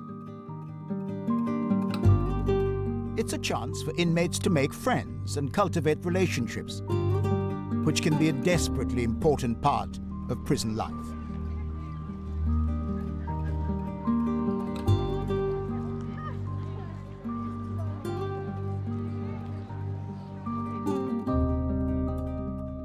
The most troublesome offenders have few opportunities to do that.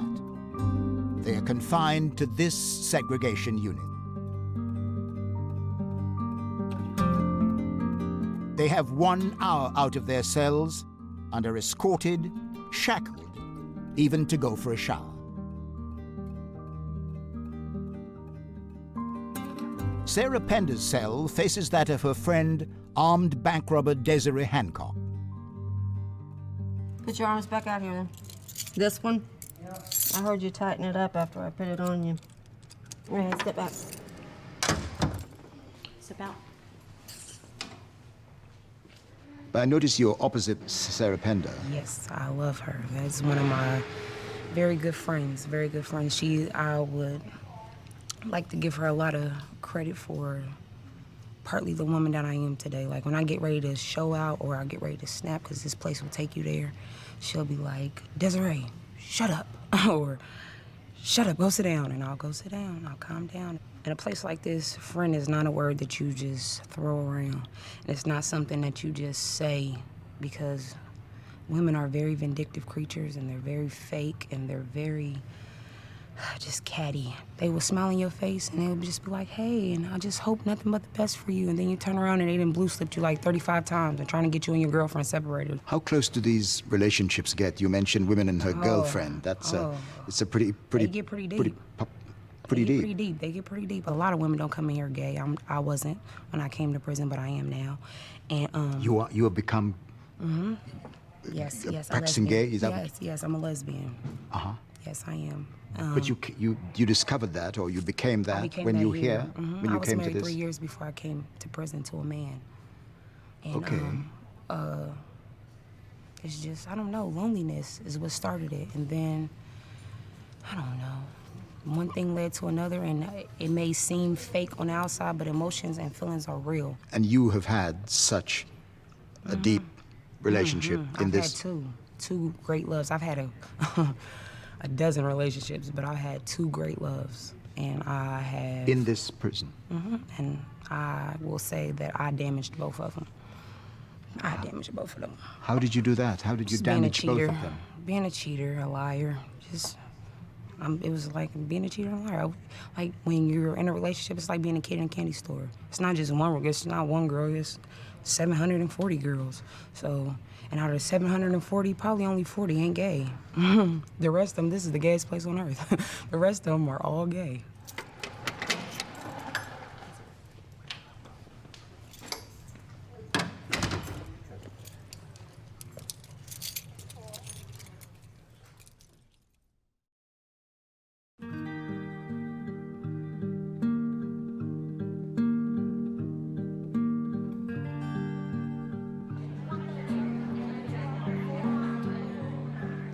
It's lunchtime on Unit 13. Inmates follow a well-marked-out route to the food hall.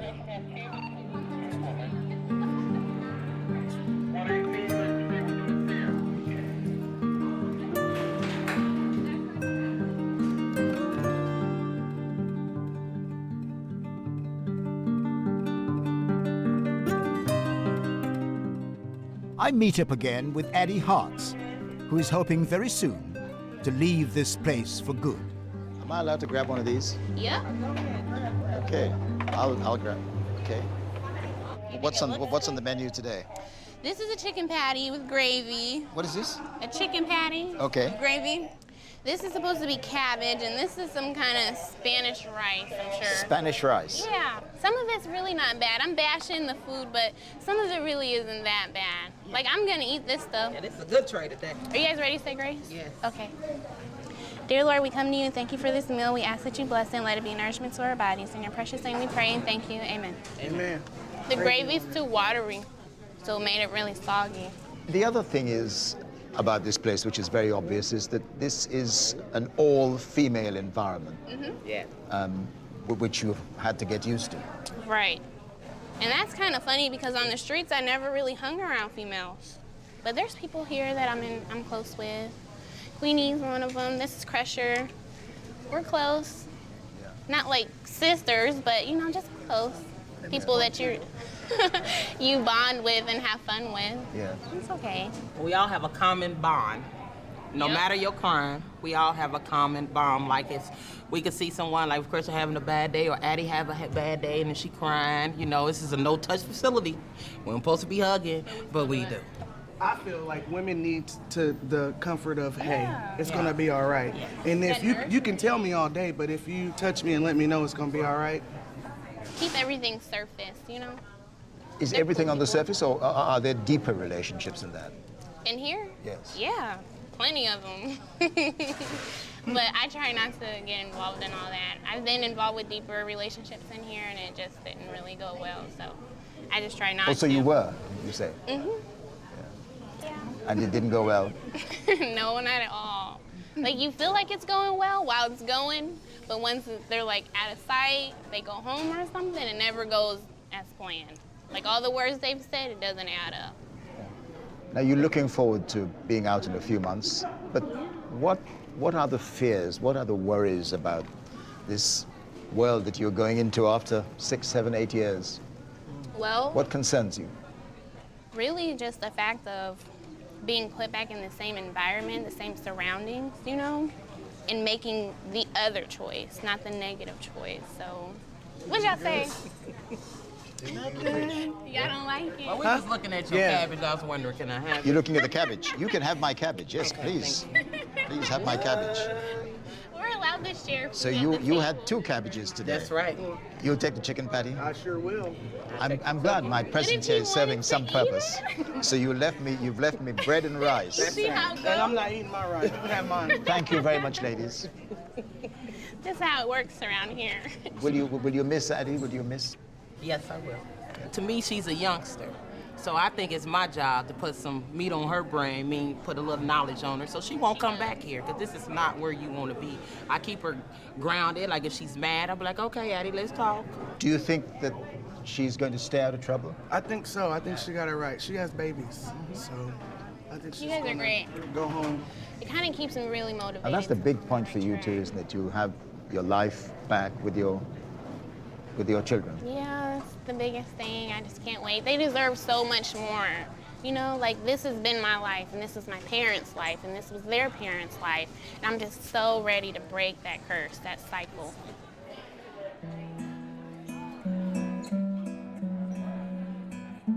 The prison officers I spoke to were optimistic that once she's released, Addie Hartz stands a good chance of keeping out of trouble.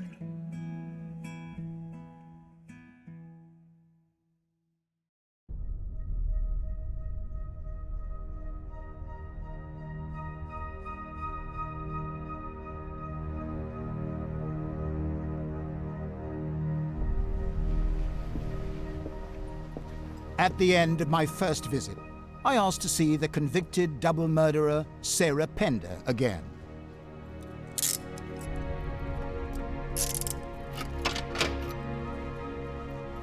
Hi, Sarah. Hi. Once described as America's most wanted woman, her notoriety is a far cry from her formative years and life as a college student.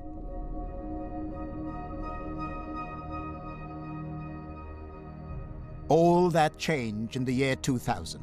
Pender was charged with the murder of a couple with whom she shared a house. They were actually shot by her boyfriend, Richard Hull, but the prosecution believed that Sarah Pender was instrumental in planning the murder. She bought the murder weapon.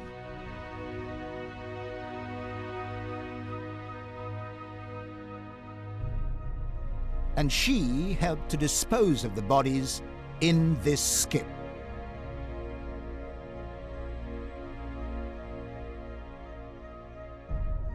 She has a Charles Manson-like ability to manipulate people to act as surrogates for her in committing crimes. The evidence was overwhelming that if she didn't pull the trigger, she did everything else. Pender has always admitted helping to get rid of the bodies, but she strenuously denies masterminding the killings. But she failed to convince the jury. Pender was found guilty of double murder. I kept hoping to get to the bottom of the Sarah Pender story. Okay. The thing that I have always got from the conversations we've had before is that you're not typical of the people in this prison environment generally. Mm-hmm. Would you agree? I would. I have a wider worldview, and I think that I've been able to glean more wisdom than the typical person. I'm generally more educated. I have 5 years of college. Why did you choose the path that ended you up here?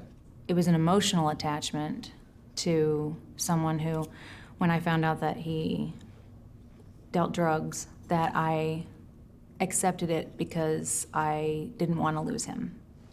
So at every stage you were aware of where that codependency was taking you? Yes, I went into the relationship with my eyes open. However, I was very, very naive, and I never thought that it would bring harm to me or anyone that I loved. And like most women, I thought that I could change him. And I asked him to stop selling drugs and to get a real job, and he agreed. And that was the path that I thought we were going on at the time. Were you aware that there were guns in the house or a gun in the house? Yeah, I bought the gun. It was my gun. He asked me to buy him a gun. If someone asked me to buy a gun, my first question would be, A, why me? Why are you asking me to do it? And what are you going to use it for? Mm-hmm. Did you ask those questions? Yeah. And he told me that I was the only person who didn't have a criminal background, because Well, that in itself is awfully suspicious. in America, you can't buy a firearm legally if you have a felony. And so I was the only person who was legally able to buy it. But Sure, but I'm talking about the fact that you were being asked to buy a gun by a felon. the thought of being left alone frightened me more than whatever consequences would come from purchasing a firearm. What kind of a gun was this? It was a shotgun that you would use for hunting, like, I think birds. I don't know, I didn't pick it out. But in the end, it was not used for hunting birds. It was used for shooting two people with whom he was in a disagreement. Yeah. Well, he had no disagreement with the woman. He said that he shot her just because she was a witness. The bare fact of the matter is that you purchased a gun which was used in the killing of two people.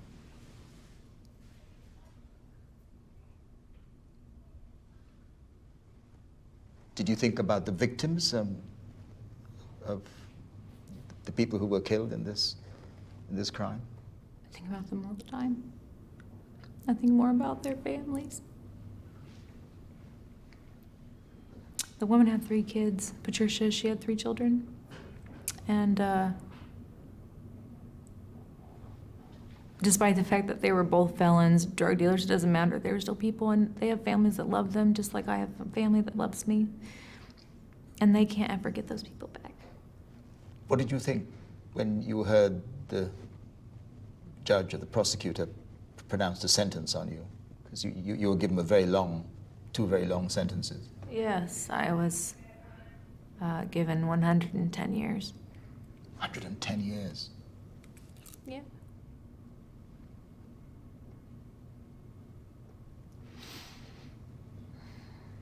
What were your emotions on hearing that dreadful sentence? Disbelief.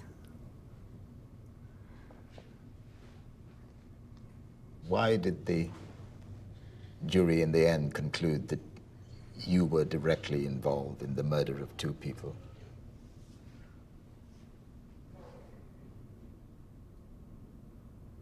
I knew that I had committed a crime,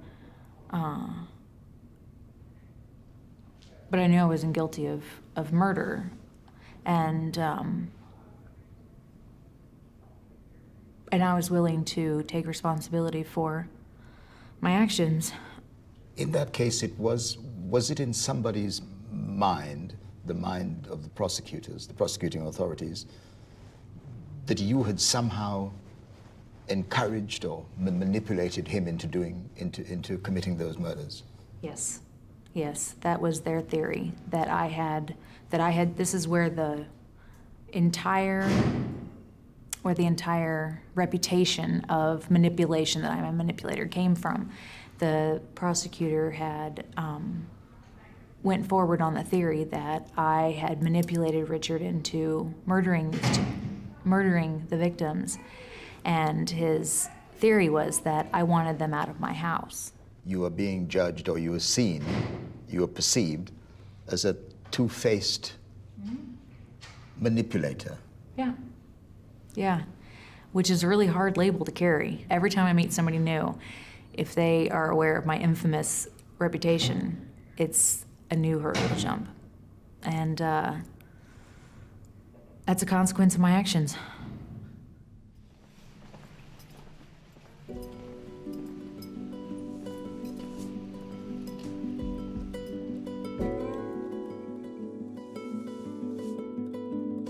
Next week, I talk to a woman who took the life of her 3-month-old son.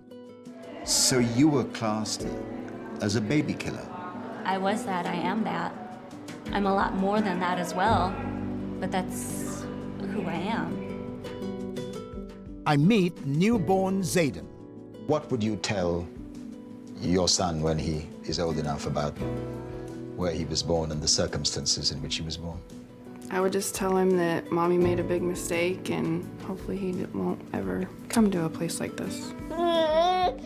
And I speak to a murderer who managed to stay on the run for 35 years.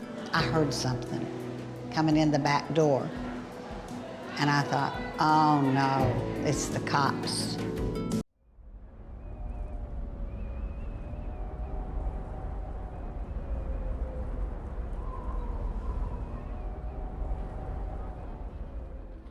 What was the hardest thing to adjust to when you first came into this prison?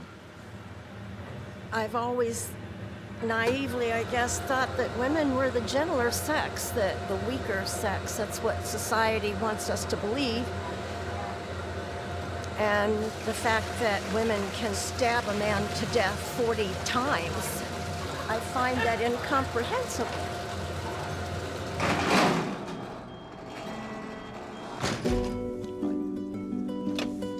South of Chicago, in the state of Indiana, 2 prisons hold some of America's most dangerous female criminals. The Rockville Correctional Facility and Indiana Women's Prison house over 1,800 offenders. Many are serving long sentences for extremely violent crimes. Some will end their days here. How severely was the victim hurt? The bullet came into close contact with his eye and it Shot him in the face? Yes. For 4 weeks, I was given access to a world and a culture, the like of which I've never known. So you were classed as a baby killer? I was that, I am that. I'm a lot more than that as well, but that's who I am. America imprisons more women than anywhere else in the world.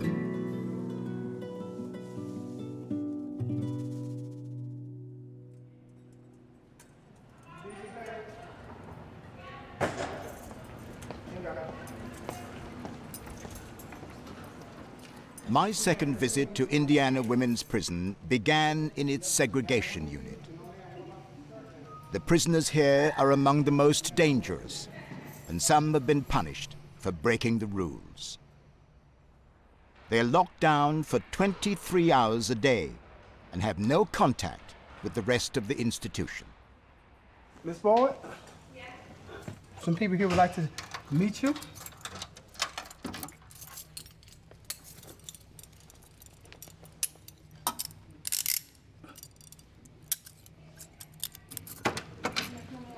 Yes, I'm close to the door behind you. Step right here. You can step in front of your door for me, please. Okay. Thank you very much for coming out of your cell to talk to us. No problem. How long have you been in this segregation unit? In about a week, it'll be 4 months. So What's that like?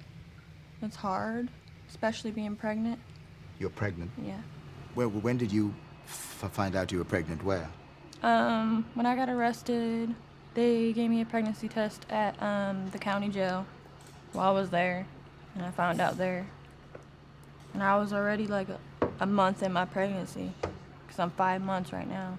It's one thing to be pregnant in any general prison population. It must be particularly agonizing to be pregnant and to be in a segregated cell. Yeah, like I said, you feel alone, you feel like,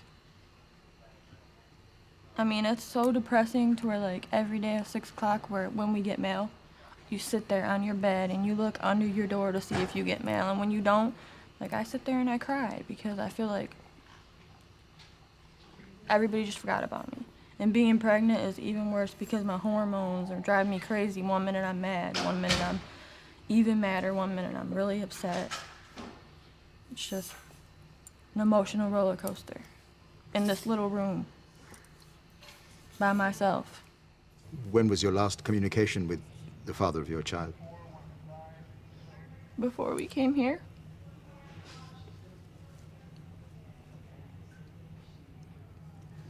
Is this your first baby? No, I have a daughter. She's 5. She's with my mother right now. What does your 5-year-old make of your situation? Because she is probably of the age where she's just about beginning to comprehend that her mother is not around. Oh yeah, I talked to her. She knows that I've been in trouble, and she tells me like it is. I'll call her at home and she'll tell me, why can't you just stop getting in trouble and be home with me? And, you know, she tells me she's like the mom and I'm the child. That's what it seems like right now. Boyd escaped from a prison work program which was based in the local community. Her punishment is 6 months in this unit. Pregnant women who do follow the rules and who have committed less serious crimes are put in a separate wing. Once they're about to give birth, they are taken to a local hospital. Their babies will then spend the first months of their lives back here.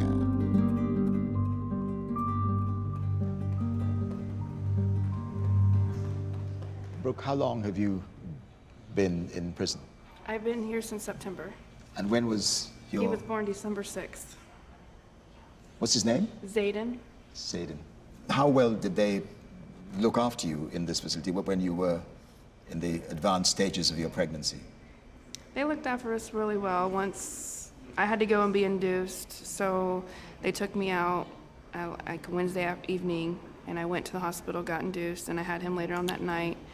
And we get to stay there 24 to 48 hours, depending on whether you bottle feed or breastfeed. How does that work in hospital? Do you have somebody looking over you? You have a guard there while you give birth? Yes, the officer usually sits in the room 24/7, and you're shackled to the bed unless you're in active labor. Then they actually let you stay unshackled until you give birth. After you give birth, you have to get shackled back to the bed. You're shackled to a bed? Yes. Just your ankle. Just your ankle, but you're shackled to a bed? You're shackled, yes.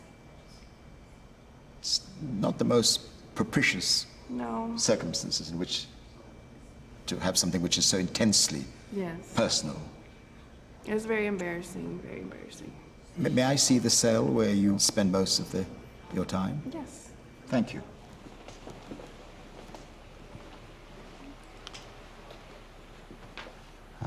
See, yes. How different would this be in its physical surroundings if you were at home? At home, he would have his own room. I wouldn't have my bed in here. He would have a dresser, a changing table.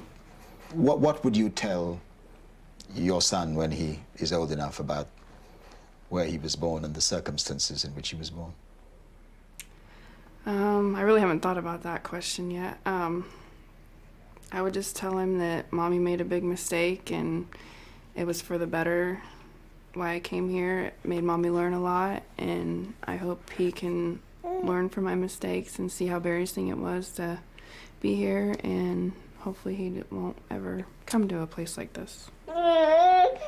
You'll tell him he was born in prison? Yes.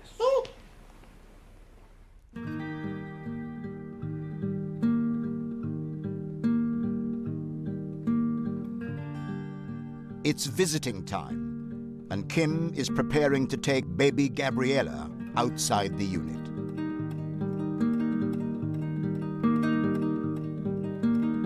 At times like these, offenders are sharply reminded of where they are.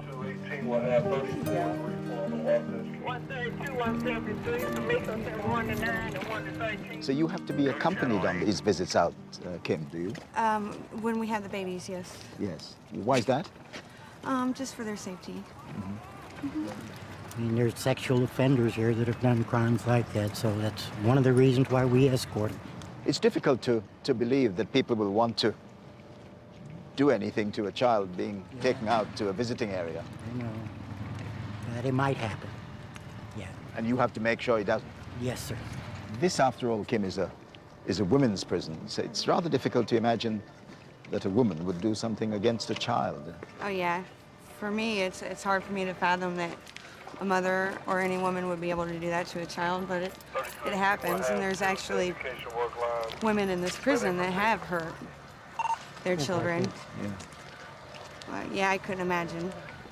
132, 173, from Mesa 1 to 9 and 1 to 13 from the dining hall.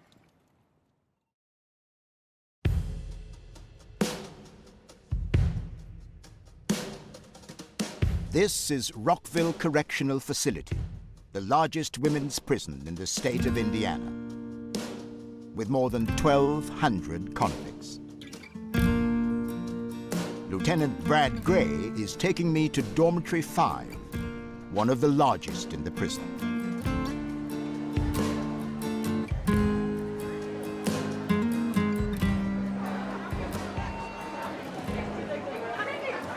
Inmates here are allowed the freedom of the unit during the day. Come nighttime, they're locked in, 16 to a room. Are there outbreaks of disorder with 16 women in one small space? Occasionally, yeah. We have, just like any other environment where you have that many people in a small space, once they get on each other's nerves to the point that they feel a physical altercation or a verbal altercation is their only means of resolution, then we'll have arguments or fights from time to time. Much more fundamentally, how do you choose, or do you choose, who is one of the 16 in one of those rooms, and how do you do that? We just do it through the offender's behavior. Those offenders who display more difficult behavior, we have closer to the officer's station. Would you put, say, somebody who's been guilty of check fraud with somebody who's committed murder? Would you put them in one dome? Yes, we would, because it again is predicated more by the offender's behavior once they're in the environment than it is by the crime that got them. Yes, absolutely. I'd been told about one of the most difficult people in this unit. Kiana Ball is in for armed robbery. Hello, I'm Trevor. I'm Kiana. How are you? I'm good. It's a very crowded space to be in. Yes, it is. It's kind of odd being in a room with so many females and not really having your own personal space. Like, you have your own personal space, but it seems like it's not enough. What's the atmosphere like when everybody's here? It can be a little off balance, a little frustrating, because all the different moods and attitudes it's like a lot of different personalities, and they tend to clash, and you have like half the room has their good days and then half the room has their bad days, so it's like, it's real crazy. It's real crazy. Out of earshot of her cellmates, I asked to talk to Ball about her crime.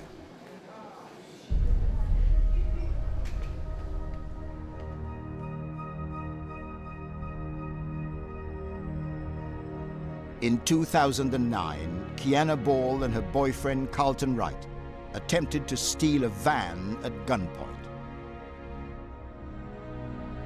The owner, Ronaldo Santiago, resisted and was shot at point-blank range. This is Ball and Wright moments after the shooting.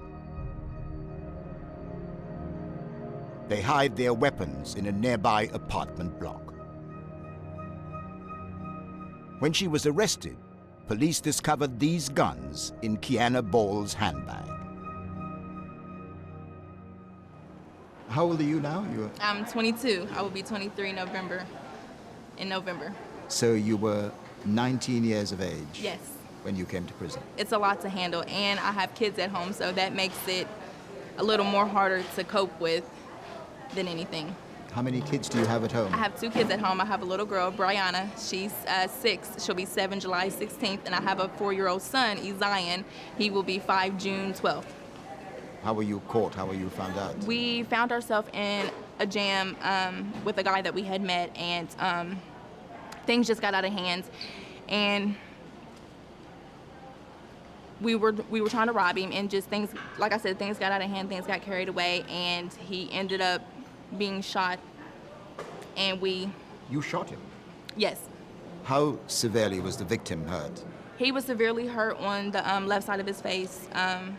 The bullet came into close contact with his eye, and You shot him in the face? Yes, it came into close contact with the side of his face by his eye. Now he's permanently blind in his left eye. Wow. Yes. What's your emotional response knowing what the consequence of your action was. I didn't have any feeling at all about it. I didn't feel sorry about it. I didn't regret it. I didn't want to take it back. I didn't want to fix anything. I didn't feel bad at all. But after the fact, I felt bad because it's like, this is an innocent man. I don't know him from anywhere. He doesn't know me from anywhere. He's never done anything to me because we don't know each other. So when I thought about it, I was like, I almost took an innocent man's life. And your sentence was? My sentence was, I signed a plea, pleading guilty to armed robbery with serious bodily injury, and I was sentenced to 30 years, due 15. You have to deal too with the realization that the formative years of your children's development Yes. will go on Yes. Without you. It bothers me because like all the little things that I'm missing out on are all the little things that I would love to be there for. Like my son's first day of school, just all the little things is what are the most important to me. So it hurts. It is quite conceivable that they might have been out of school by the time you by the time you get out. There's a possibility that's if I don't keep myself out of trouble and I keep down the path that I've found myself being on, getting into trouble constantly, in and out of lock. If I keep myself on that path, then I'll find myself not getting home to my kids until they're grown, and that's something I don't want to happen. I want to almost until they're adults. Yes. So I would like to make it home to them before it's too late. I would like to be able to spend some time with them before they're too grown. Kiana Ball is one of those who finds it extremely difficult to cope with life in prison, compounded by the fact that bad conduct has got her an additional 9 years.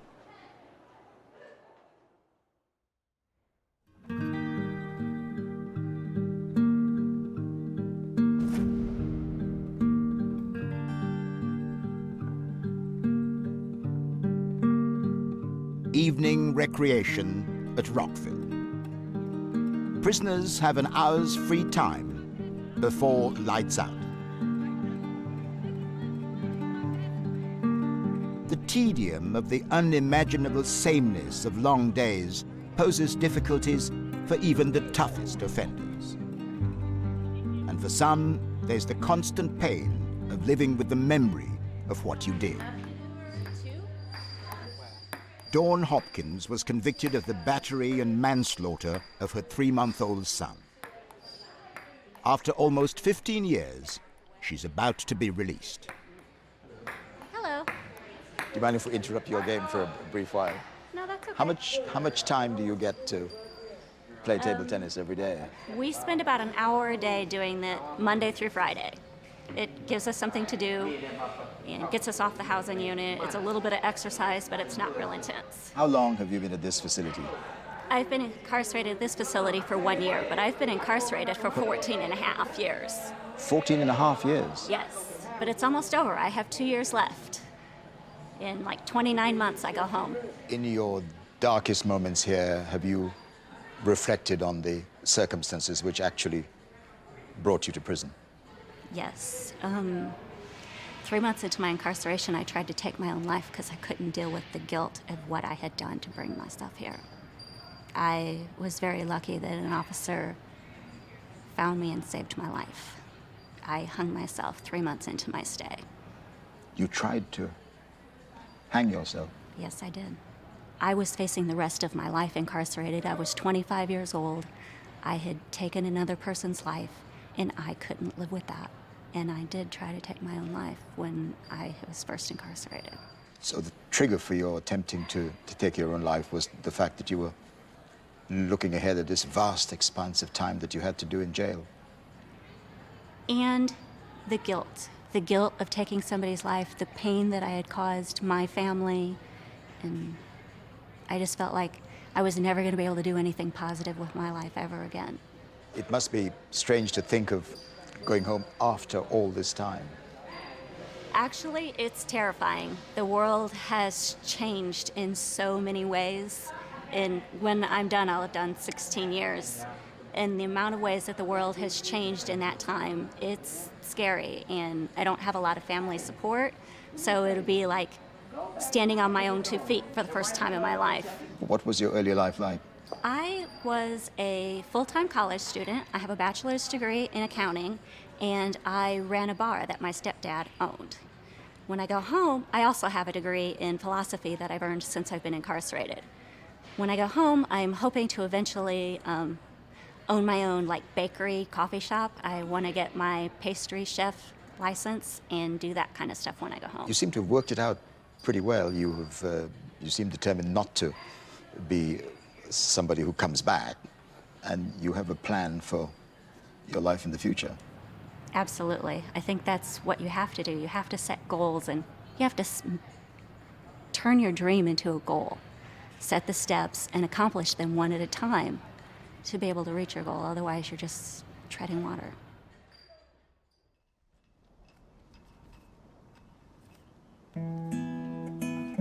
For most prisoners here, treading water is the sum total of their lives. And I'm about to meet a woman who has spent more time in prison than any other in the state of Indiana.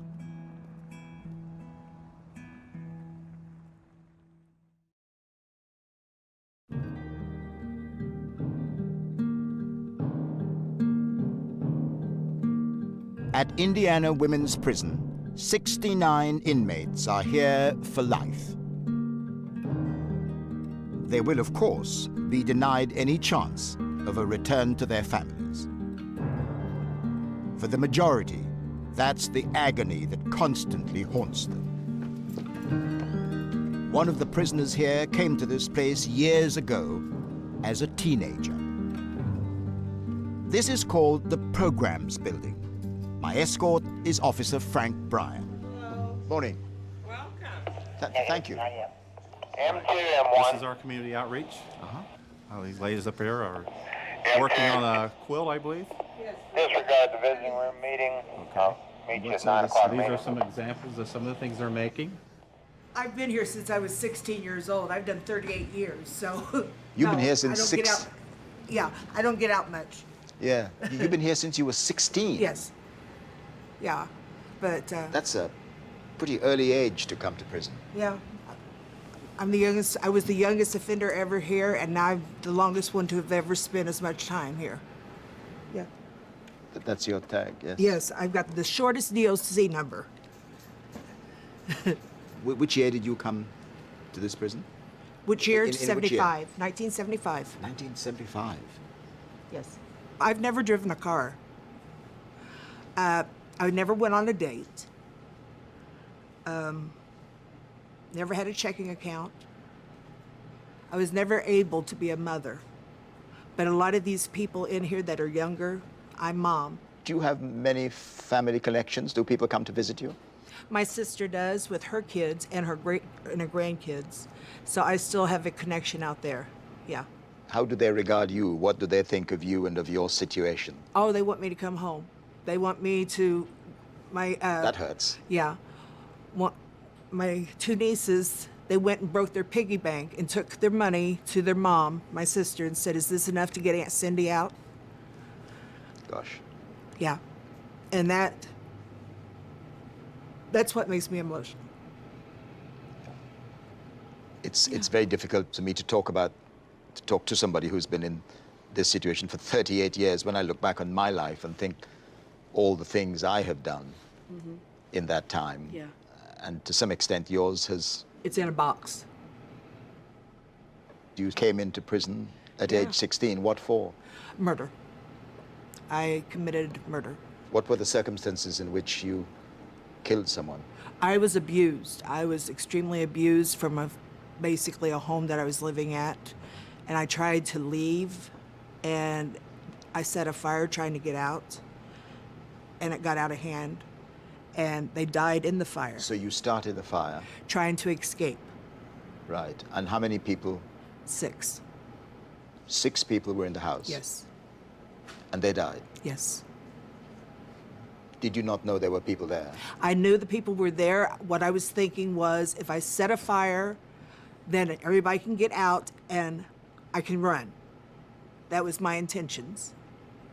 The fire got out of hand. How quickly were you apprehended? A couple of months later. I was in the hospital because I had burns. Yeah. So you burnt yourself too. Trying to save them. That's how I got burnt. I kept trying to go back into the house to get them. Didn't work. No. This is probably a brutal way of putting it, and I acknowledge that, but the fact is, for you, this is it. Right. You will end your life here. You will end your days here. Mm-hmm. Yeah. I am looking forward to growing old in here because... You're looking forward to that? Yes, because, you know, I'm going to know that my life is not going to be much longer. And there's something always positive on the other side, and I believe that. It's very good to meet you. It's good to meet you. Thank you. Thank you for talking to me. Thank you. God bless you. Thank you. All of you.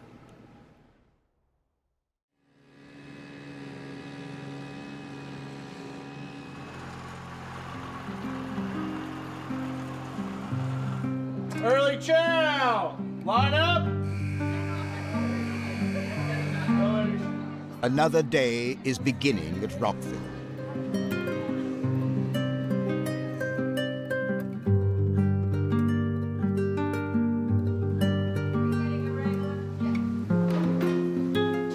Although the majority of inmates here will be released into the community one day, prisoners talk endlessly about the years of family life they have missed.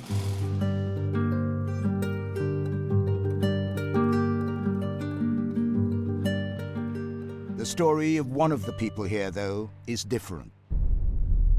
She watched her children grow up when, by law, she should have been doing life for murder. Linda Darby's story is remarkable by any standard. In 1972, she escaped from prison.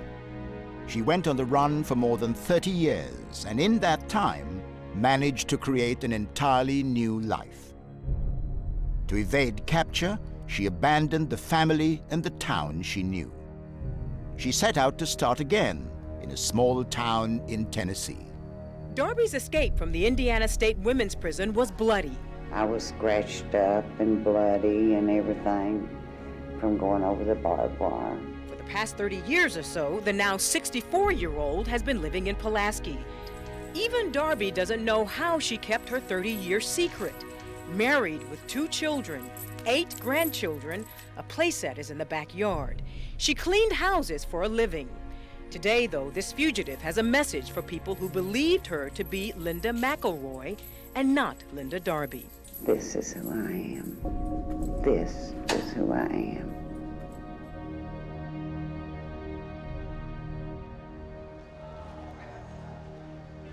So you escaped and you decided to make a clean breast of it, start a new life. I just changed my last name, changed 1 digit to my Social Security, and that's how I survived. Were you always in a position where you were looking over your shoulder, wondering whether the next tap on your shoulder would be that of an arresting officer, a policeman, somebody in authority? There's always the chance. I just kept asking God, please let me raise my children. I couldn't imagine them not being able to take care of themselves. Did you ever confide in anybody at all about what had happened to you? No. There was nobody you felt you could talk to about your life in prison before? I knew that if I involved them, then that would put them in the middle of it too. So no, I did not. But it must be difficult when people talk about their lives. You know, you drift into talking about what you did earlier. How was it possible never to mention anything about your past to your closest friends? It was hard. It was very hard. But I just kept it within. On the day that policeman came to your house, on that fateful day, what were you planning to do on that day? I had just got through working. I was working for cleaning house that day, and we had came in, fixed dinner, And I was sitting at the kitchen table smoking a cigarette. My daughter went to the door, and Joe Robinson, who was the policeman that came to the house, and I knew him for 30 years, he said, "I'm going to show you this picture.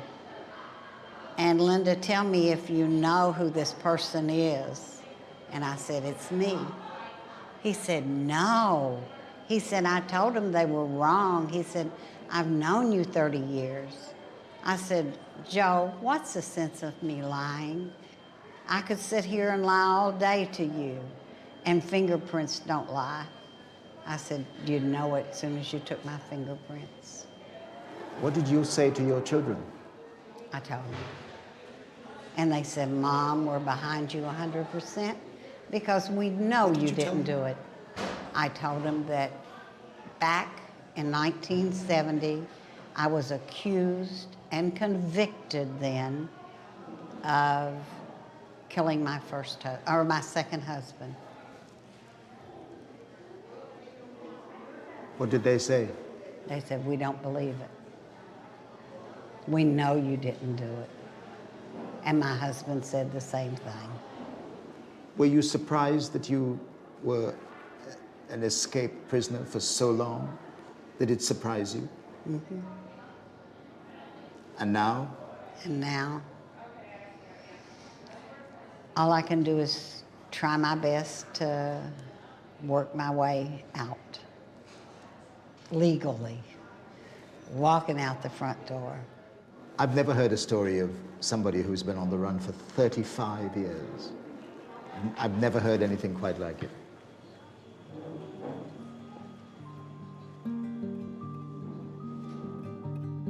Linda Darby will probably die in this prison.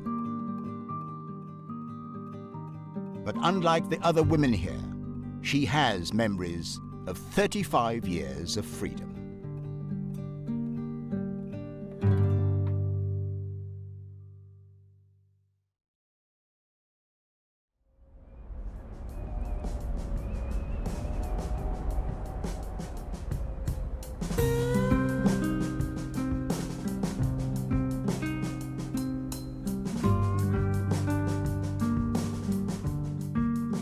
I'm back at Indiana Women's Prison.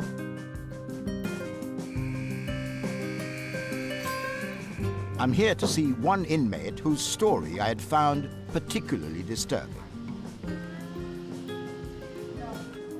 Cindy White has the unenviable record of being the longest-serving female prisoner in the state of Indiana. Release for her is unlikely. At the start of her sentence, she was a teenager. She's appealed against that sentence again and again. Cindy White was in court again today, and her attorney asked the judge for just one thing. That the court consider whether she was competent to stand trial at the time that she went to trial in 1976. But the Johnson County prosecutor says Cindy White deserves to be in just one place. In prison for the murder of a number of people. 6 people, Charles and Carol Robertson, with 4 of their children, who all burned in a fire that White set more than 20 years ago in this Greenwood neighborhood. I set the fire. It wasn't to kill anybody, it was to ask, my way of asking for help.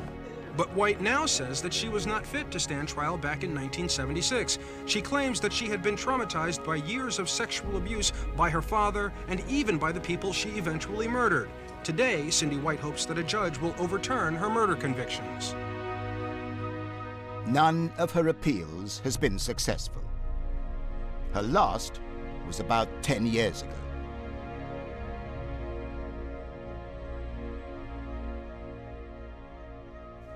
Remember my extended family I said that I have We were created in talking here? about that, yeah. Well, this lady right here that's needle pointing, this is my daughter Evie. All right. Hello, Evie. Hello. How are you doing? I'm fine. How are you? Has she taught you a lot? Yes.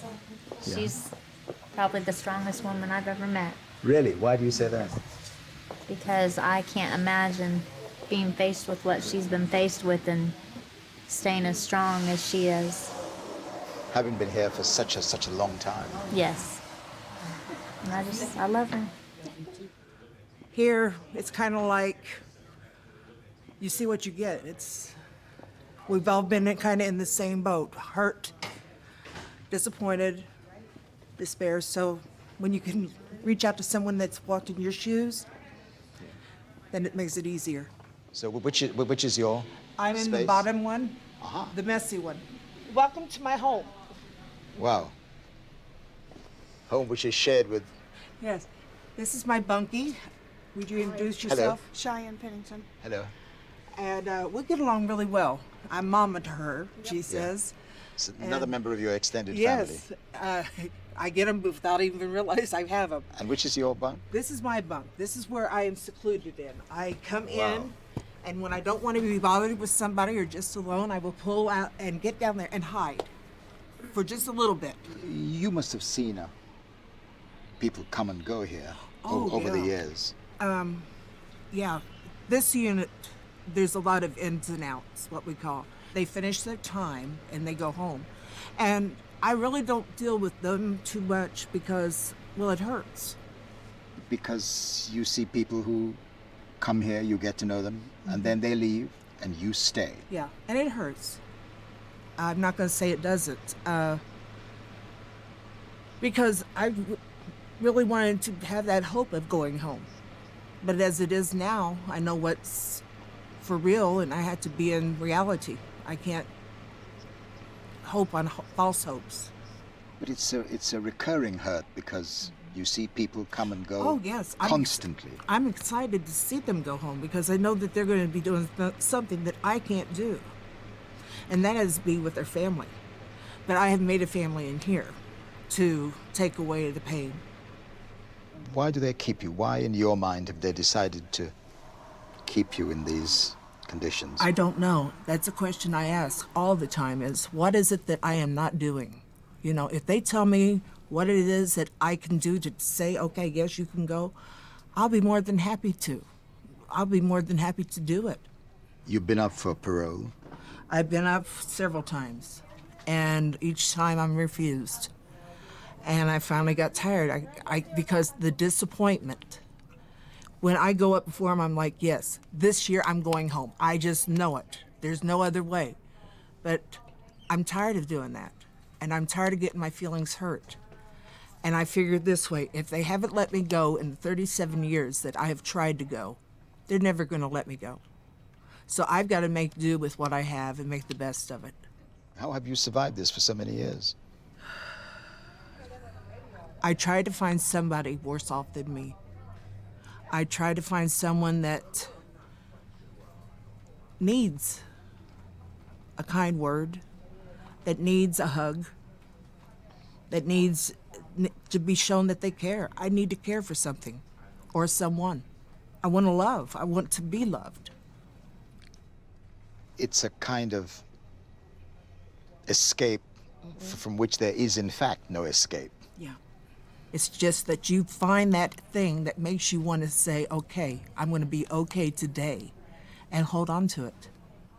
However you mentally come to terms with it, it's a very difficult adjustment to make. I want something to show for my life, other than a DOC number. A prison record number. Right. And right now, I don't have it. There's nothing out there that says Sarah Cindy White exists, other than the number.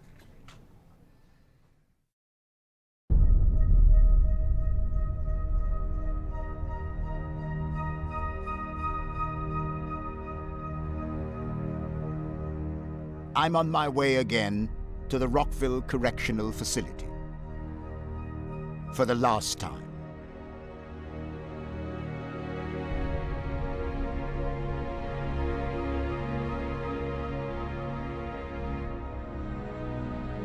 Of the litany of crimes you hear about in this prison, perhaps the most shocking is that of a mother who kills her child.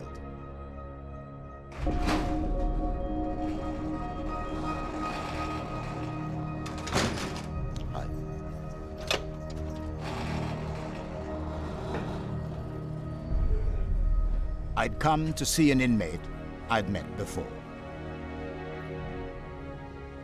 Dawn Hopkins is now looking forward to her release. She had been forced to give up her first 2 children because she'd abused them.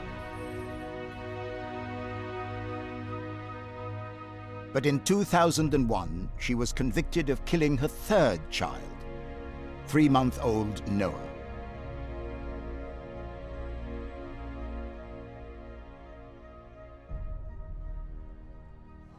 How often do you reflect on the chain of circumstances which actually got you here? Sometimes it just sneaks up on you like that and you don't even realize it, and you're happy and then you realize that you're sad, you know, and it's something that maybe it's a song that played or something that somebody said, or last weekend was Mother's Day and somebody wished me a happy Mother's Day and it was not good. It just brings all of that back. Your son was only 3 months old. The realization that you took the life of someone to whom you gave birth must be probably the most horrendous thing of all. Absolutely. You know, I can still remember when I found out I was pregnant. You know, I was 6 weeks pregnant and they did this ultrasound and there was this little life and, you know, they told me he was like 1.5 inches long. And at that moment, you could see his heartbeat, and I promised at that moment to keep him safe forever. And I didn't. And that makes me feel like a monster. And it makes me feel like I don't even deserve to be alive some days. As an educated person, you must go through a lot of self-analysis. You must look back and try to analyze your actions. I honestly don't even have an answer for you. I don't know. I struggled with postpartum depression after the birth of my son. I was seeing a psychologist regularly. I was actually in his office the day that I took the life of my son. It was a normal everyday day. I had been to the craft store to buy a Christmas stocking for him. It was right before Halloween, and I sat, you know, working on the little felt pieces for this stocking for him for his first Christmas, and, you know, it was just him and I that day, and I don't know. He was fussy because he was had a cold, and I don't know. I lost my temper. And I should have been better than that. Was that a moment of blind rage? In a moment, life changed, you know. I was sitting on the couch, feeding him, giving him a bottle, and talking to my mom on the phone, watching The Simpsons. And 15 minutes later, I was on the phone to the paramedics, getting instructions on doing CPR because he wasn't breathing. Wow. Gosh, that's a terrible moment. Life happens in a moment, you know, and you take life for granted. You never realize what moment it's going to be that your life is going to change forever. What did you do when you discovered your son wasn't breathing? I called the paramedic. I called 911, talked to the paramedics, began performing CPR until a police officer came in and took over CPR. Then the paramedics got there. We all went in an ambulance to the hospital. They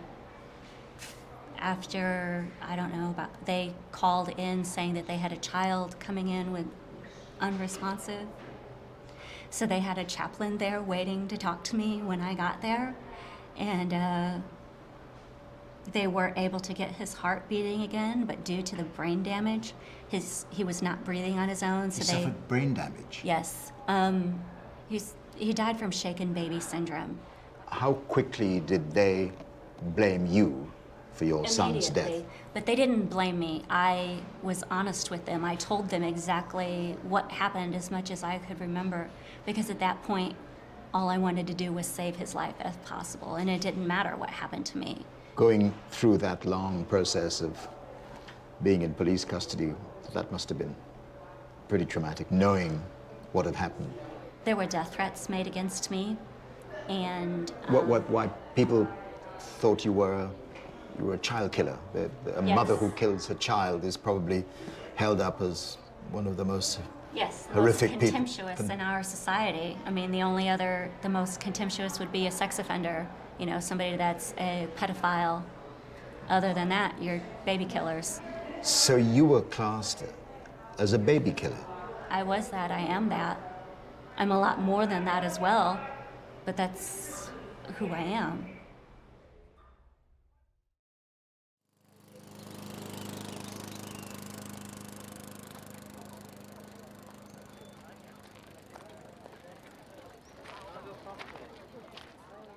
I eventually took my leave of Indiana and the many women behind bars in this state. The thoughts that stay with me are of horrendous crimes and the staggeringly long sentences. The thoughts, too, of wasted lives and the families left behind.